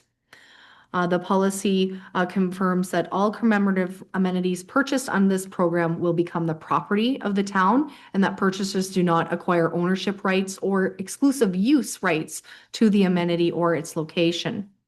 The policy also provides suitable locations, amenity specifications, plaques, timelines, and application review. Staff will maintain discretion to determine appropriate locations based on site suitability, future planning, maintenance needs, public safety, and/or availability of space. A key change from the proposed policy is the inclusion of a warranty period. So benches and rocks will be maintained and warrantied for the town for a period of 10 years from the date of installation, while trees warrantied for a period of 2 years from the date of planting. These warranty periods will help clarify the town's responsibility and to reduce any potential financial exposure or risk should there be any replacement obligations. After the applicable warranty period has expired, the town may remove or replace an amenity at its discretion. That really sometimes may or may not be the case, and there really is at that point no obligation for replacement. So there are no anticipated financial implications with the policy itself. And the cost of the commemorative amenities, the plaques and installation will be established annually through the town's rates, fees, and charges bylaw. We are requiring that payment is made prior to installation to ensure that the expenses are not incurred by the town. I have provided the 2026 pricing as follows. So we have some commemorative trees, the plaques, as well as we have some options for benches. So the benches are based on primarily location. So there's the granite benches are suitable more for a cemetery environment, whereas our backrest black powder coated benches are more suitable for parks and trails. And the commemorative rocks at this point are really only available at the Wilkin Lake Commemorative Grove park at this time. But this will be something that we'll continue to look at for opportunities to expand that program. The link to strategic plan is goal 2, healthy and welcoming community. And the recommendation before you this evening is that report PRC 0626 commemorative recognition policy be received, and that council approve the commemorative recognition policy number PRC-079 as detailed in report PRC 0626. I think that's everything, unless a council has any questions at this point about the program or policy. Thank you, Laura. Are there any questions, comments? Councillor Cable? Thank you, Worship. And thank you, Laura, for the report. It's a beautiful brochure that you have there, and I think it's really easy for people to follow. I'm just wondering, with the benches, are there specific locations that have already been determined where benches would be placed, or can residents pick any location along the trail that they would like to have a bench? Through you, Your Worship. So there's a couple answers to that question. The first thing is we won't allow typically for a resident to just say, I want a bench here, because we can take that into consideration. Sometimes they're not thinking about the maintenance or something that's required. So most of the locations will have to be a pre-approved location. We are looking at targeting some of the existing benches that are along our trail and in our parks that have the wooden slats. There are some of those benches that are needing replacement. So that's probably going to be the first target to replace some of those, as well as the newer benches that we're proposing. They aren't the wooden slats, so that maintenance factor would be taken out of the equation. So did I hopefully answer your question well enough? Yes. Okay. And if I was reading the policy correctly, so it appears that somebody could also make a donation to the town, like they could purchase a bench as a donation to the town and then get a tax receipt. Is that correct? Through you, Your Worship. Yes, there is an option. The recognition is what changes the tax receipt. So there is that option to have a donation without any recognition, and therefore the tax receipts would be applicable. I would have to refer it to finance in order to determine that exact amount, but you are correct in what your thought process is. That's how it gets, the tax receipts are applicable. Excellent. Thank you. Okay. I don't see any other hands. All in favor of PRC 0626. That is carried.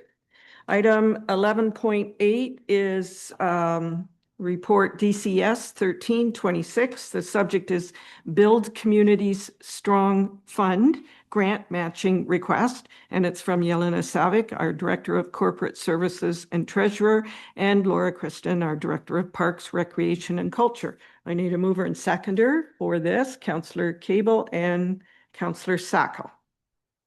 Yelena, you'll start. Yes, thank you. Through you, Your Worship. So this is a new arm of the federal gas tax grant. So it was the federal gas tax, then it was the Canada Community Building Fund, CCBF, and now it's the Build Communities Strong Fund. They keep changing the acronym, but that's what that is. There are 3 streams, but the 2 that we can apply for, the first is the one that's allocation based we get every year. We usually apply that to roads projects. This one is application-based, competitive, and it's focused on community infrastructure. So it's publicly accessible, available community infrastructure. So we have decided, we've looked through the eligibility requirements of the grant, what can be funded, and we have looked at our capital program for the next few years to look at what kind of an application we can submit that would maximize our grant funding, maximize the work that's done, and hopefully maximize the contributions to the community. So we've looked at the Parks, Rec and Culture Capital Plan, and there are a number of projects in that plan. We wanted to make an application that had a consistent through line, and so the application was for the Kinsman Ballpark Pavilion and a soccer pavilion. So the Kinsman Ballpark Pavilion has an $80,000 budget this year for investigation into refurbishment for the pavilion, which is estimated at about $875,000, $1 million, something along those lines. Sorry. So that work is completely tax funded. We don't have any donations, any grants, anything like that. So that's completely tax funded if it were to go through in 2027. Otherwise, we have an $80,000 plan sitting on the shelf waiting for some kind of funding. So we thought this was a great opportunity to leverage those funds, get that work done, have 50% of it funded by the federal government. The benefit of this grant is that you can stack the grants. So this is a federal grant. You can also apply provincial funding to the other 50% that's supposed to be the municipal contribution. So our objective is to apply for this grant. The deadline is August 6th, so it's very fast turnaround. They're very focused on projects that are ready to go, and we've got the plans ready to go. So I think we have a strong application for the Kinsman Ballpark Pavilion and the work around the pavilion. With that 50% funding, if we were to receive that, we would apply for the other 50% to be covered by the community something grant. Community supports, another acronym grant. And that's a provincial grant. So we can, instead of the town paying 50% and the federal government paying 50%, we would have the federal government paying 50%, the provincial government supporting the town's 50%, and us paying even less than 50% for all of the work. So there are a number of options in this report based on how the capital program is structured. So the first option is to look at the Kinsman Ballpark Pavilion and the Ball Diamond LED lighting. Those are the two projects in the 2027 capital plan. They're valued at $1.245 million. With the grant, the town would be covering $623,000. An additional, so that's the first kind of option. The second option is to then look at the gravel parking lot by the pavilion and pave that, so that the very rough cost estimate for that is $50,000. If we lump that into the grant application, that's another $25,000 in grant funding.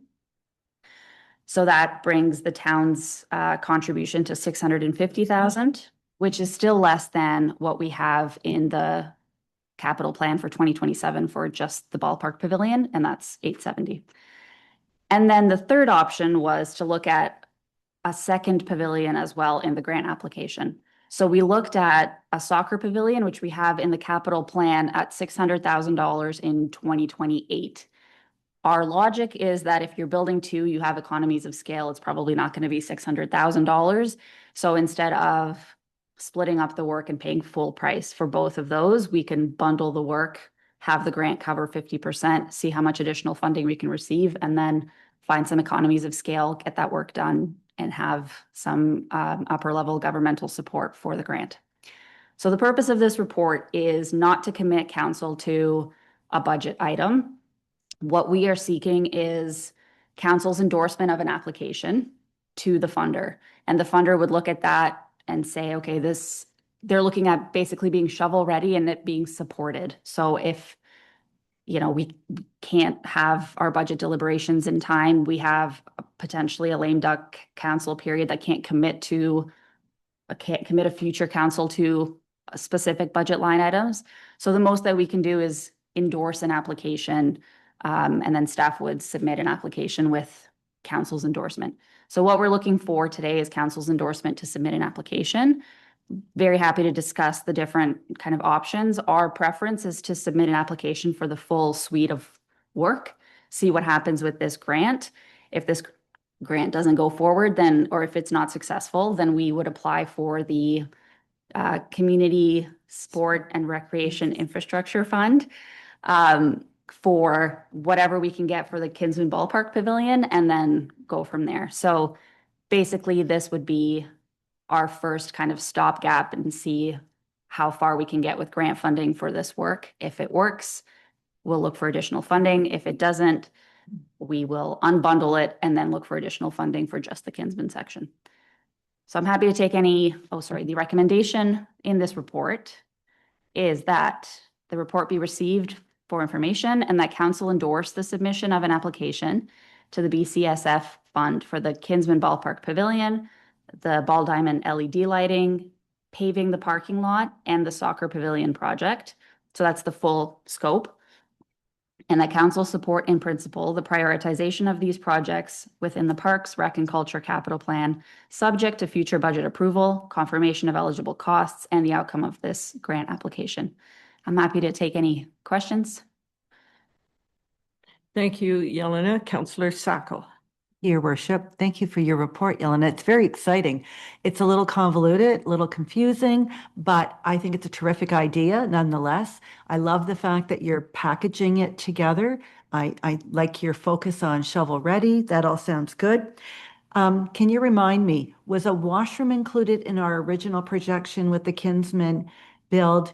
That has nothing to do with this, I believe. Am I correct in thinking that we were going to get a washroom there? Through your worship, yes. The pavilion will include a washroom. In fact, it'll have a universal washroom as well as separate men's and ladies to support the ballpark and outdoor rink facilities. Well, potentially. So that is part of this package as well? Correct. Oh, okay, excellent. Yes. I didn't see it. Tell me a little bit more about the soccer pavilion. What are you planning for that? Will there be a washroom there, et cetera? Through your worship. Same idea. That's what we're trying to look at. The needs are the same as far as the organizations. Storage is key. Washrooms accessibility is key, and having that that shaded pavilion section as well. So really, that's the when Yelena talks about that economy of scale. You know, I'm not going to go on record to say that they would be identical, but fairly close in scope. You know, as far as the needs of the both organizations are quite similar. Bishop, would that include the parking lot at the soccer field? Because I know there's a lot of play that goes on in that particular spot. Through your worship, no, at this time, the soccer parking lot is not deemed as part of this project. It was the parking lot is just the upper parking lot at the Kinsman Ballpark that's estimated at 50,000. Go ahead, Sherry. Just to clarify too, like we don't own that property that the parking lot is on. It's the soccer fields. That's owned by the school board. Deputy Mayor. Thank you, Worship, and thank you, Yelena.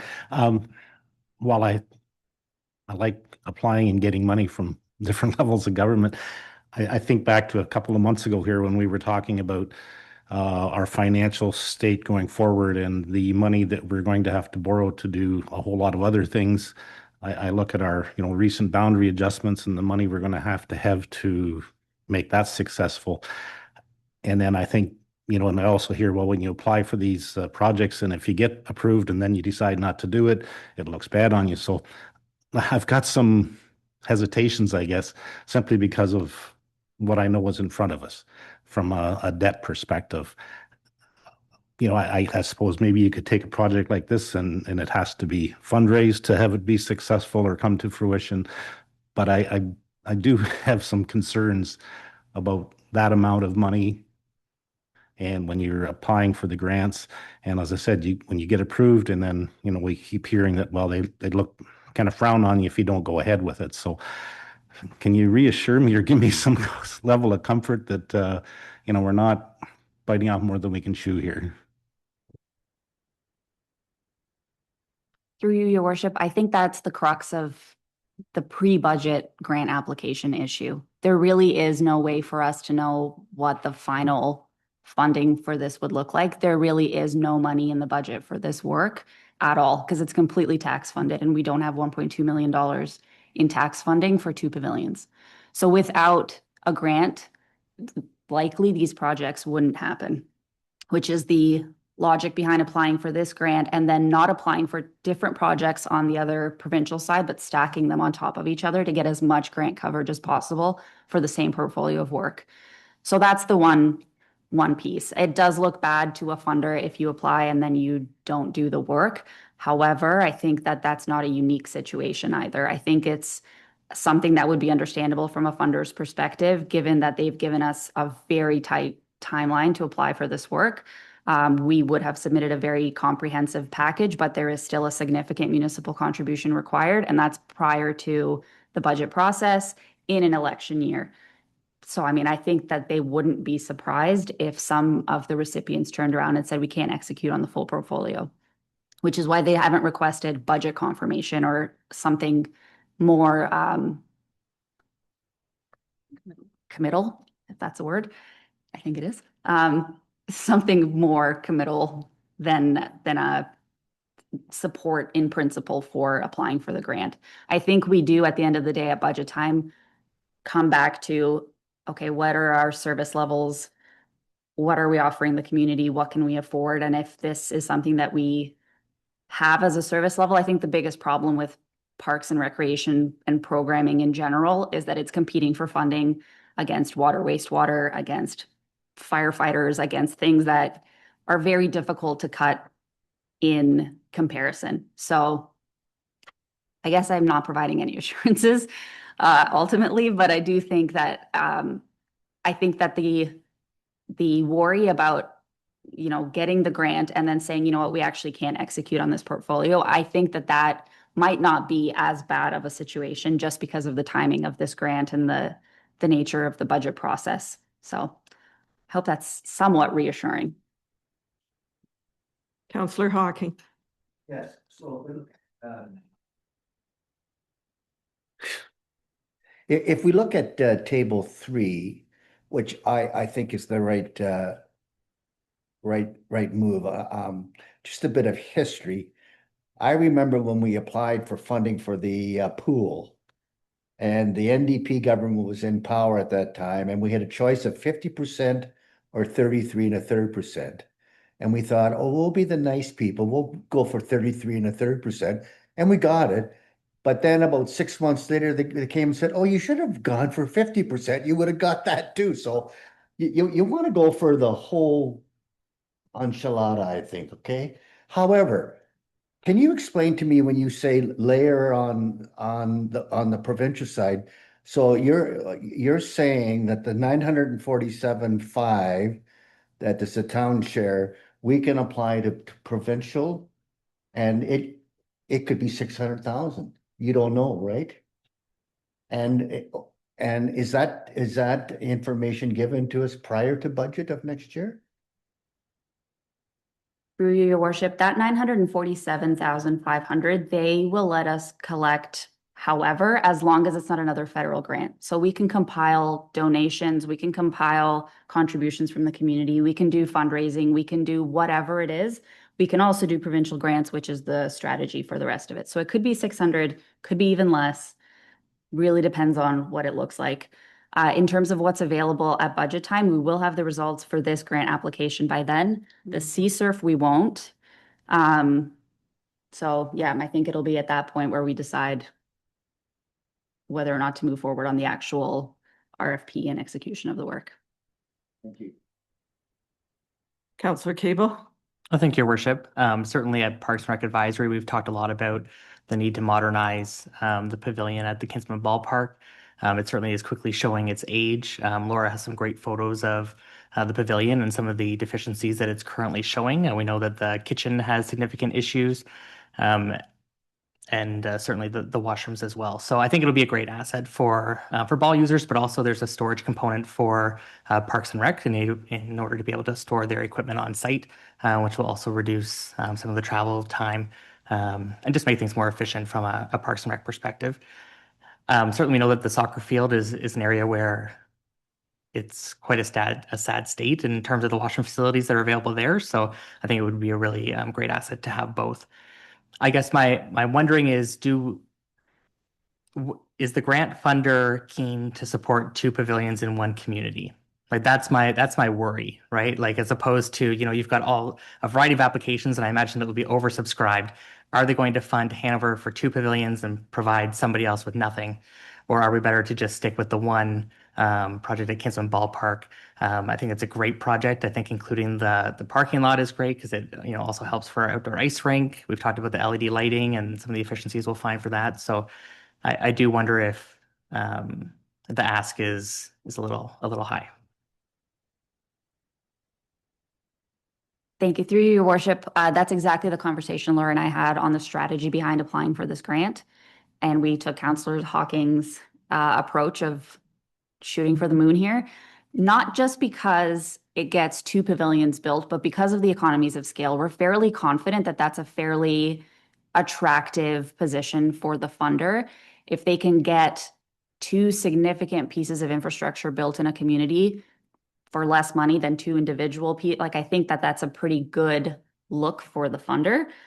We've also got significant support from both group users of both pavilions. So there's significant community support for both projects. Our logic is, I think worst case scenario, they say no because the ask is too high. Ideally, they would say, no, your ask is too high. How about 1? So maybe they'll come back and negotiate. That's the dream. Or they give us both. So I think worst case scenario is where we're at now, where they're both tax funded and potentially not moving ahead. So that was the logic behind applying for both. We kind of went for the moon on that one. And I think the economies of scale and the significant community support would make it a pretty strong application. Councillor Hawking? Thank you, Worship. Does the MP play any part in this? In the funding?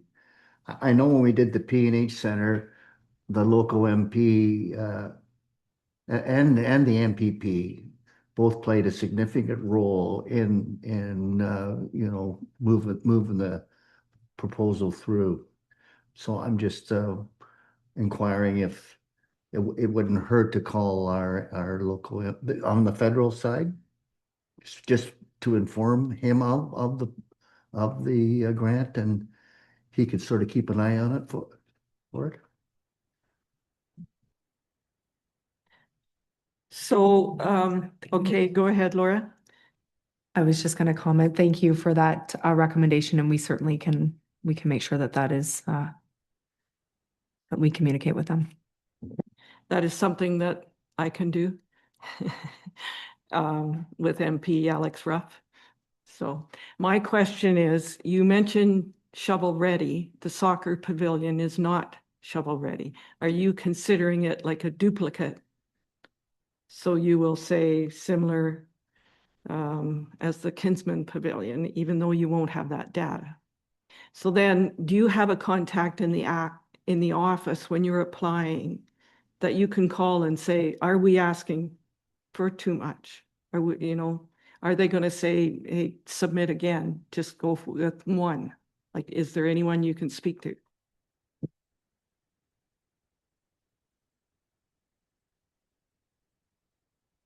So, sorry, through you, Your Worship, we're having some table talk here. So I was going to answer the question relating to the duplication. So yes, that is the case. So, it's soccer pavilion, baseball pavilion.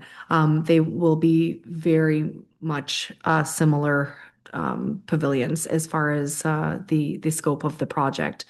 To get the soccer project is a little less intrusive because there isn't an existing pavilion for demolition. So that actually helps this project along a little bit. We will still need to have the geotechnical, the topography survey done, but there won't be anything as far as demolition, and we wouldn't need to do designated substance to check for asbestos for the removal. So it is still feasible. I'll let you answer the next. Thanks, Laura. And through Your Worship, I was at a webinar and had asked a lot of questions and got a lot of responses in a one-on-one, a few very generic responses. I think they're very hesitant to provide specific direction on what to apply for and how to apply for it. But reading through the lines, I think they're very excited about allocating these funds. So yeah, nobody specific. Well, maybe you'll make a contact and that'll help in future years. Councillor Hudson. Thank you, Your Worship. So would the infrastructure needed for the washrooms, because I believe the Kinsman needs to come up and the soccer field, there isn't infrastructure. So would that be part of the actual grant, those dollars? Through Your Worship, you are correct. So the Kinsman Ballpark is below the street level. So currently any of the the sewage is being pumped up to the street level. So that complicates things. The new pavilion will be built at street level. So there will be grading components that are built into the scope of that project. So yes, you're correct about that. Relating to soccer, that was one of the things that we did complete. That was maybe 2023, where we used to have that, the washroom, the current soccer washroom, it was just into a holding tank. And I believe it was maybe 2024, actually. I'd have to look that up exactly. It was connected to sewer in 2024. Electrical infrastructure is something that we would need to explore. Okay, so good discussion. Council, go for both. Okay. All right, all in favor of report DCS 1326? That is carried. Thank you. Item 11.9 is PRC 0526. It's the P&H Center Partial Roof Replacement Project Tender. It's from Laura Kristen, our Director of Parks, Recreation and Culture, and I need a mover and seconder to put that on the floor. Councillor Hawking and Councillor Hudson. Laura? Thanks again, Your Worship. So in following reports of leaks at the P&H Center, we hired building consultants, Dicon Roofing, to assess the condition of the roof. The inspection focused on the area that's located above the second floor walking track and exercise area. This section is approximately 5,600 square feet. And it consists of a mechanically fastened ethylene dion propylene monomer, which is also called EPDM roofing system. So when Dicon completed their assessment, they identified several deficiencies. There were fastener holes, punctures, but their most concerning was the insulation boards that were underneath that had lifted significantly, creating bulges about 4 to 10 inches above that roof surface. There is a photo of there to kind of give you an idea of what that looks like. So due to the extent of the insulation displacement and the stress that's being placed on that membrane as a result, Dicon did determine that section was considered to be in poor condition and recommended replacement of that section. This section of the roof is original to the P&H Center, so approximately 16 years old, is no longer covered under warranty. So I will note here that the different sections of the roofs do have different ages as well as materials. So they did a full review, and this section is the one that they're recommending at this point for replacement. And of course, this is where we are experiencing the leaks as well. So, that's why this section has been prioritized. So based on that recommendation, a tender was prepared for the replacement of the roof section. And the project will utilize that same EPDM roofing system that is currently in place. However, the thickness of that membrane will be increased from 45 mil to 60 mil to improve durability as well as the service life. So on May the 14th, 2026, tender RFT 2026-01 PRC P&H Center partial roof replacement was posted on the town's website and Bidingo, and a mandatory site meeting was held on May 22nd, and 4 bids were received at the closing date of the tender. We received the 4 bids that I've provided in a chart, ranging from 234,000 down to 120,000 as far as the various range in bids. A 10-year warranty, a limited material warranty has been included in the submitted bids. The bidders were also requested to provide a warranty extension, an option for that. Dicon is recommending that we proceed with that enhanced warranty option, which has been provided as well in that chart, which the prices range from $1,100 up to $2,000. So there's good value, great value in extending that to 20 years, that warranty. Dicon reviewed the tender submissions and recommends that the contract be to NEDLAW. They submitted the lowest bid, and they're also with good standing with the Ontario Industrial Roofing Contractors Association. NEDLAW also received 2 positive reviews from local organization, and that reflects very positively on the firm's knowledge, capacity, and ability to complete the project. So financial implications, this project was approved in the 2026 capital budget. It was significantly higher than what we expected. We had budgeted 320,000. And the funding source is facility and TCA reserves. That was allocated at budget time. So this project is scheduled, assuming we move forward this evening, that the contractor is willing to complete the job in probably October of 2026. And it is expected to remain under budget with that 20-year warranty, and as well building in a $20,000 contingency to come in just under $155,000. The link to the strategic plan is goal 1, safe and reliable infrastructure. And the recommendations before you this evening is that report PRC 0526 P&H Center partial roof replacement project tender be received, and that the project be awarded to NEDLAW Roofing, who are out of Owen Sound, to complete the work for a total cost of $122,005 plus HST, and that the mayor and CAO be authorized to enter into the contract with NEDLAW Roofing from Owen Sound. I'm happy to take any questions. Thank you, Laura. Questions? None. Look at that. Okay. All in favor of PRC 0526. That is carried. Okay, 11.10, this is report DCS 1126. The subject is the server upgrade budget request. It's from Yelena Savic, our Director of Corporate Services and Treasurer. And I need a mover and seconder before the report is presented. Councillor Hocking and Deputy Mayor Dickert. Yelena? Thank you, through you, Your Worship. My report is the opposite of Laura's report. So in her report, things came in well under budget. In mine, it's the opposite, unfortunately. So we have a server upgrade budgeted for $26,000. That was based on a preliminary estimate received from the company doing the upgrade.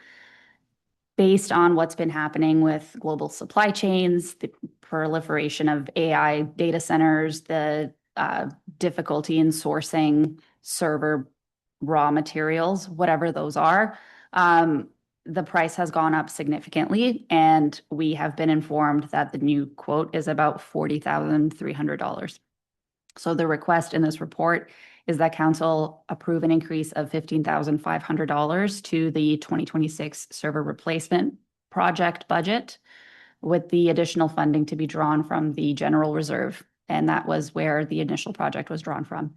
Happy to answer any questions, unless they're technical. I don't know what a server technically does. Councillor Hocking? Thank you, Your Worship. You know, we're going to be getting into computers and that with the new police building. Is there any way, and I think it's the same company, is there any way we could combine the purchase and maybe get a better deal? Thank you, through Your Worship. That's a really good point and a very good flag, because we have the fixed pricing until August 1st of 2026, at which point they're expecting it to go up another 10%. So I can reach out and see, do we have an idea of what the requirements are for the police station server? Through Your Worship, we do, but the intention is that it would be the servers probably provided by a contractor too, and it's difficult. It could be us purchasing something to provide it to the contractor that it would sit on a shelf for a year and a half before used. I think the risk would be pretty great in doing that.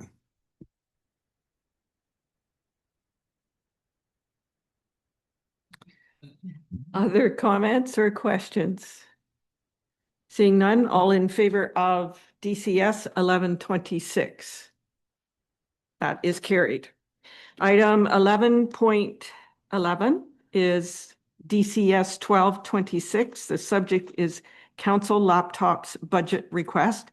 It's from Yelena Savic, our Director of Corporate Services and Treasurer. I need a mover and seconder to put that on the floor. Councillor Hudson and Councillor Sacco. Yelena? Thank you, through you, your worship. This report is asking for a $12,000 transfer from the general reserve to fund the purchase of 7 new laptops for the new term of council. We do not have anything budgeted for the current iPads. They are reaching their end of warranty this year, so we need to replace them anyways.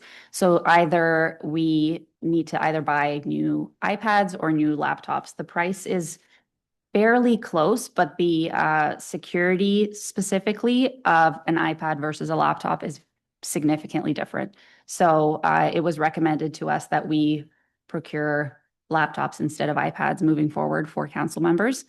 So that's what this request is. There was no budget item in the 2026 budget for iPad replacement, so there's nothing that's being offset. It's just a straight new budget line item, which is why it's coming to council. And the alignment with the strategic plan is safe and reliable infrastructure, mostly through the IT infrastructure. I think there are significant security gaps with the use of iPads, open and responsible government in providing a new budget line to council.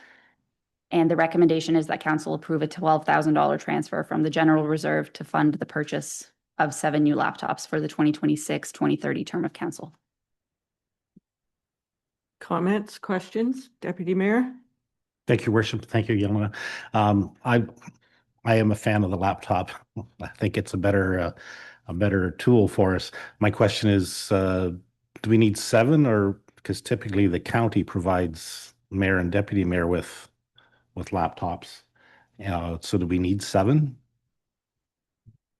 Through your worship, that's a very good question.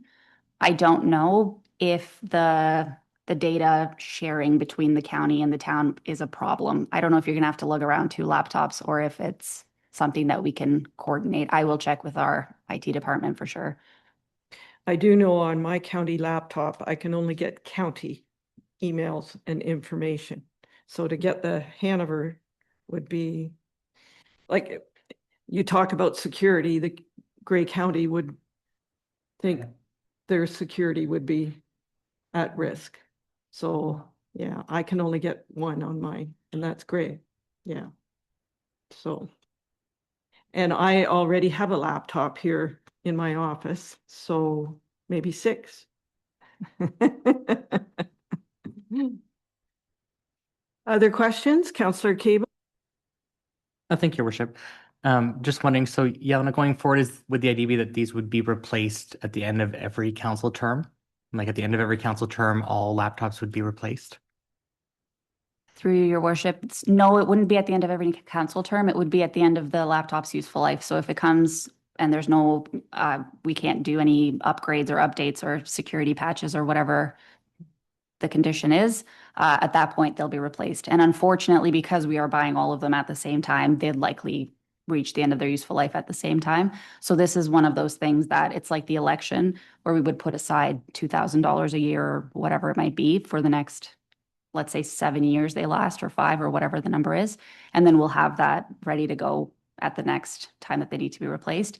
But the goal is not to replace them with every term of council.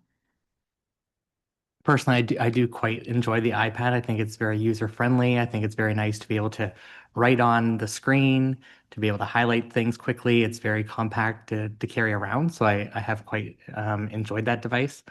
I also would question whether we need $1,700 laptops. Like, to me, that seems a little over the top, especially when I think most people would just be using it to read the package and perhaps to answer town email. I don't think that we're doing anything, I don't know, too crazy with this device. So I do wonder if there's a cheaper option that might be available. Through your worship, absolutely. I think the cost of the actual laptop itself is a I don't want to say what percentage it is, but it's not most of that cost. It's the licensing and the security software and all those different pieces that then link back to the town systems. We have to get a license for every single laptop, and all of those pieces are what add up to the cost. There are also, protective like laptop bags and things that we can take out of the budget as well. So yeah, we'll definitely look for the most cost-effective option, but the majority of the cost, I think, not the majority, but a significant portion of the cost comes from the security infrastructure required on whatever laptop we buy. Councillor Sacco? Thank you, Your Worship. I'm in favor of the laptops if you feel that's better for security. My only suggestion is that you have some kind of training. I know when I received this iPad, I had no knowledge of how it worked. If it wasn't for Councillor Cable, I would not have a very organized iPad at all, but I do have one. And that's because of the time he spent training me, and he shouldn't have had to do that. So I'd like to suggest we make that a policy, especially if there's new council members and they've never had a laptop before. Thank you. I was going to say that. Other questions or comments? Councillor Hudson? So just wondering about the security. Have we had issues with these, or is it just we're just being proactive on hacking, etc.? Through Your Worship, I think we've been very lucky. We are being proactive. There are things that have been identified that are pretty urgent fixes that we can't implement with iPads. Okay, all in favor of report DCS 1226? That is carried. Okay, on to committees of council minutes. We have 2 sets of minutes that need for highlighting. So we have one motion. I need a mover and seconder, Councillor Cable and Councillor Sacco. Thank you. So the first one is the Age-Friendly Advisory Committee minutes. Deputy Mayor Dickert. Thank you, Your Worship. Highlights for the June 15th meeting included discussion around the World Elder Abuse Awareness Day and the June 18th flag raising at the municipal office to recognize that event. We discussed lunch and social plan for June 18th at 12:30 at the P&H Center, and there was 45 attendees for that event. Brandon announced the great news that Hanover has been approved to receive the Seniors Active Living Center grant. We will be receiving $50,000 in grant money to offer programs for seniors. This will allow us to continue to offer current and new programs for seniors and purchase equipment to enhance the delivery of those programs. Also shared information that the library staff are available to assist seniors with subscribing to the online Age-Friendly Connection newsletter, and the library will also be investigating having a tech-savvy day for seniors. Those are the highlights, and I can try and answer any questions you might have. Councillor Hudson. Thank you, Your Worship. And maybe Laura's still here, so maybe she can answer. I'm just wondering what kind of programs we're offering with the grant. Yeah, through Your Worship, I can try. So there is Gentle Fitness, which is all of the programs are geared towards 55 plus. There's Gentle Fitness. There's also Pound Drumming Fitness. We also have our Salk lunches, which will be this year. They're going to be partnered with a guest speaker. We also have our walk and talk program, which has been very popular. It just started where we have guided walking upstairs at the walking track. Sometimes they have different topics that they're discussing. So off the top of my head, I think that gives you an idea. I could certainly provide, it is in our community guide as well, if that's helpful. No, that's fine. These are existing ones that we had from the grant last year. Is that correct? Yes, that's through Your Worship. That's correct. This is the continuation to keep them going, because the costs are ongoing. It's, for the most part, it's instructor costs that are the most costly for these programs. So in order for them to be free. Any other questions, comments? Okay, we'll move on to 12.2. This is the Hanover Police Station meeting minutes from June the 9th. Councillor Hudson, you'll highlight those?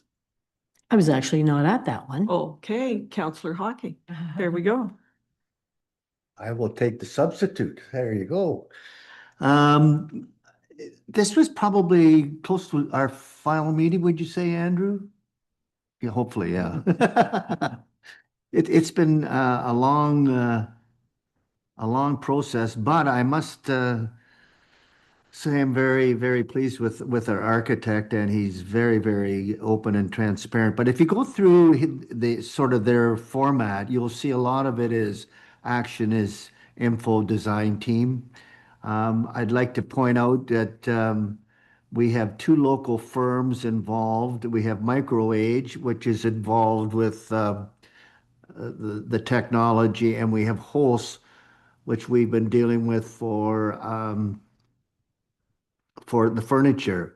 But we're planning to go to tender on August the 7th. And if you're interested, Andrew sent out an email to the committee members that he has printed off one copy in full-size paper, which is in his office. So if you'd be interested to take a look at that document, contact Andrew, and that will be, I guess, the document that's going out for tender. I know from the minutes that Andrew found a few little issues and responded to the architect. So, and then September the 16th package for council for September the 21st council meeting. So everything's moving along, looks great. It'll be a very, very nice facility when said and done. I must say that I enjoyed the process somewhat. Because I really didn't have anything to contribute, because a lot of it is the police and Andrew and the architect. So you sit there and look like you know what you're talking about, but I really didn't. So, but thank you, Andrew, for the experience. You did a great job in steering it through. Thanks again, and I look forward to the results of the tender process. So if you've got any questions, don't ask me, ask Andrew, okay? Thank you. Are there any questions or comments? Okay, so that was the last set of minutes. The motion moved by Councillor Cable, seconded by Councillor Sackle, is to receive the information and approve the recommendations contained in those two sets of minutes that were just highlighted. All in favor? That is carried. Item 13 is our bylaw, and we have one at this time. And I need a mover and seconder before I ask the clerk for the intent of the bylaw. Deputy Mayor Dickert and Councillor Hudson. Vicky? Bylaw number 3409-26 is a bylaw to authorize entering into an agreement with the Township of Howick for the provision of fire technical rescue services. Very good. It's been moved by Deputy Mayor Dickert, seconded by Councillor Hudson, that bylaw number 3409-26 be introduced and be taken as read a first, second, and third time, finally passed, signed by the mayor and the clerk, sealed with the seal of the corporation, and inserted in the bylaw book. Is there any further discussion at this time? Seeing none, all in favor? That is carried. Item 14, we do not have any correspondence requiring action. Item 15, notices of motion. Are there any? Councillor Cable. Thank you, Your Worship. I will ask the clerk for the procedure. I just am wondering if it's possible at this time to request that we forgo the procedure bylaw. My thought is that I'm going to be asking for a staff report on certain items, and if I was to do that in August and have it approved, we would not receive that report back until September, which may at that point be getting late in trying to add on to a project that's supposed to happen this year. So I'm wondering if it's an ideal time to be able to forgo the procedure bylaw so I can bring that notice forward at this meeting. That would be permissible with a with a 3/4, 2/3, 2/3 approval of council present.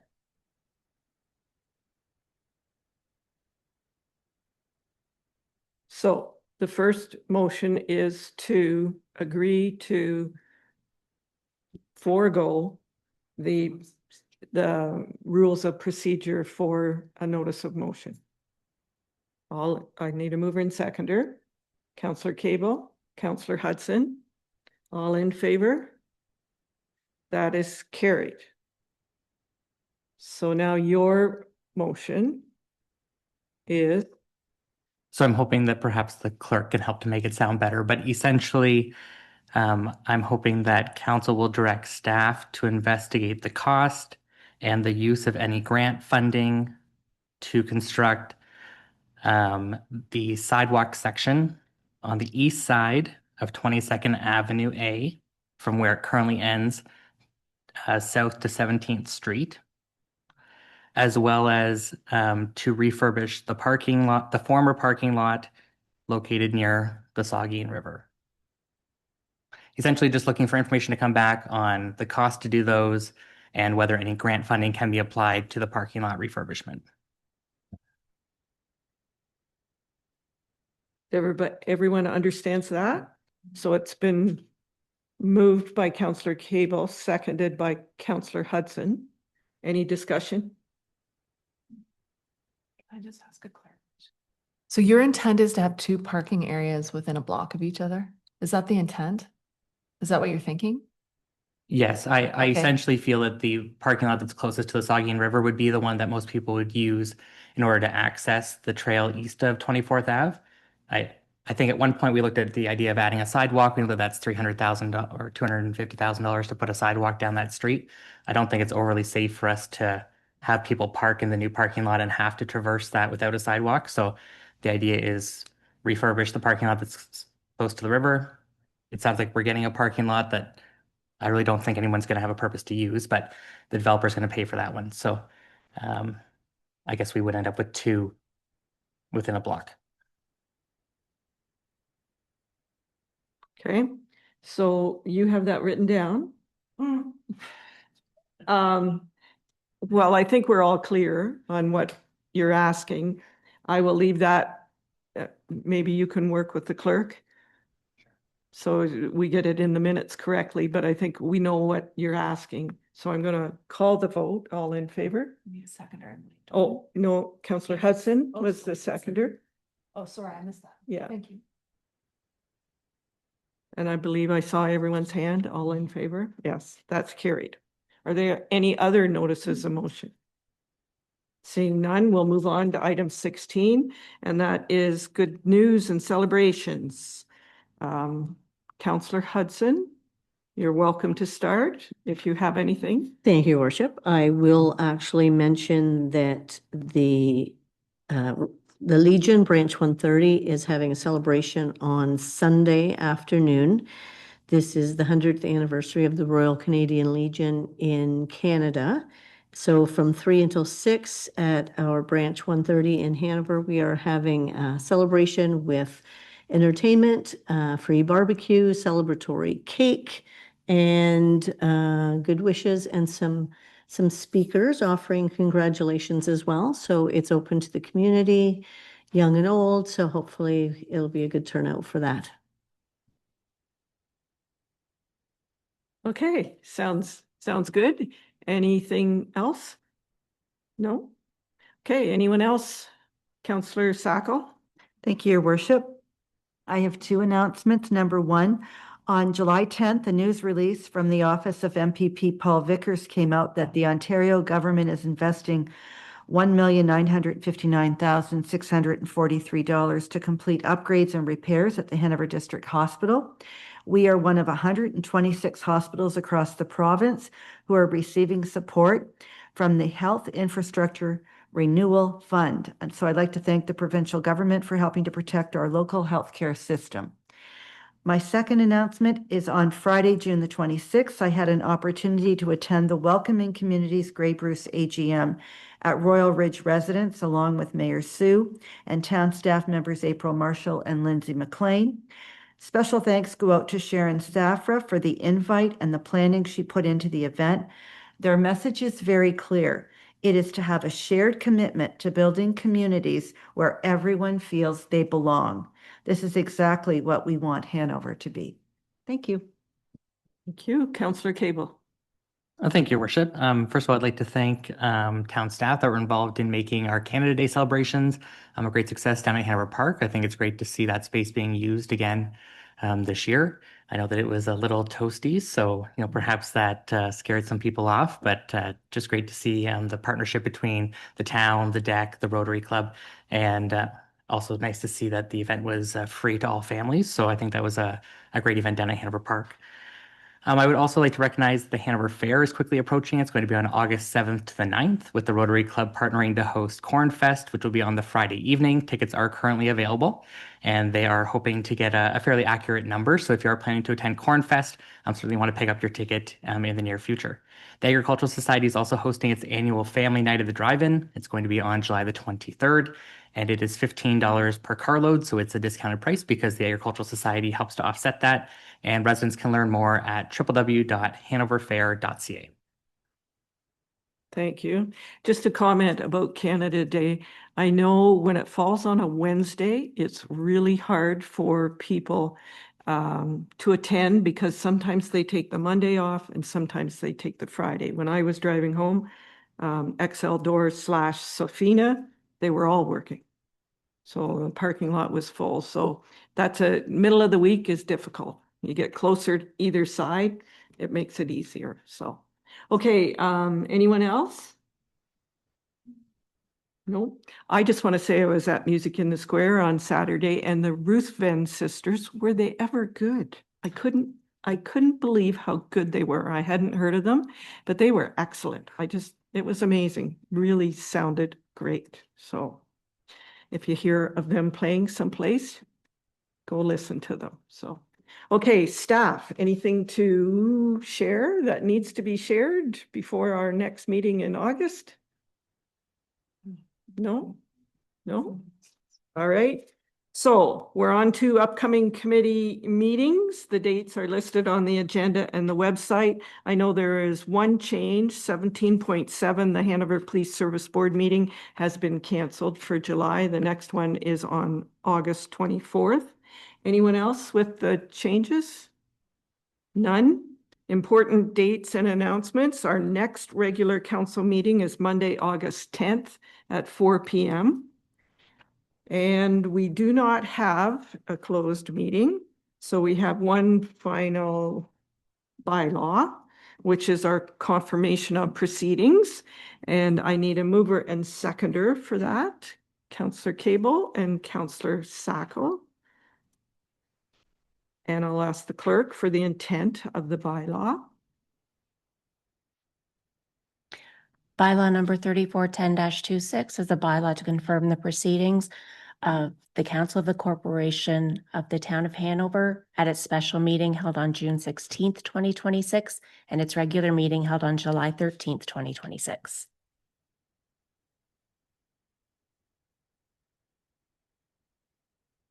Okay. Sorry. It's been moved by Councillor Sacco. Sorry, it's been moved by Councillor Cable, seconded by Councillor Sacco, that bylaw number 3410-26 be introduced and taken as read a first, second, and third time, finally passed, signed by the mayor and the clerk, sealed with the seal of the corporation, and inserted in the bylaw book. All in favor? That is carried. We have one final motion, and that is to adjourn at 7:04, moved by Councillor Sacco, seconded by Councillor Cable. All in favor? That is carried.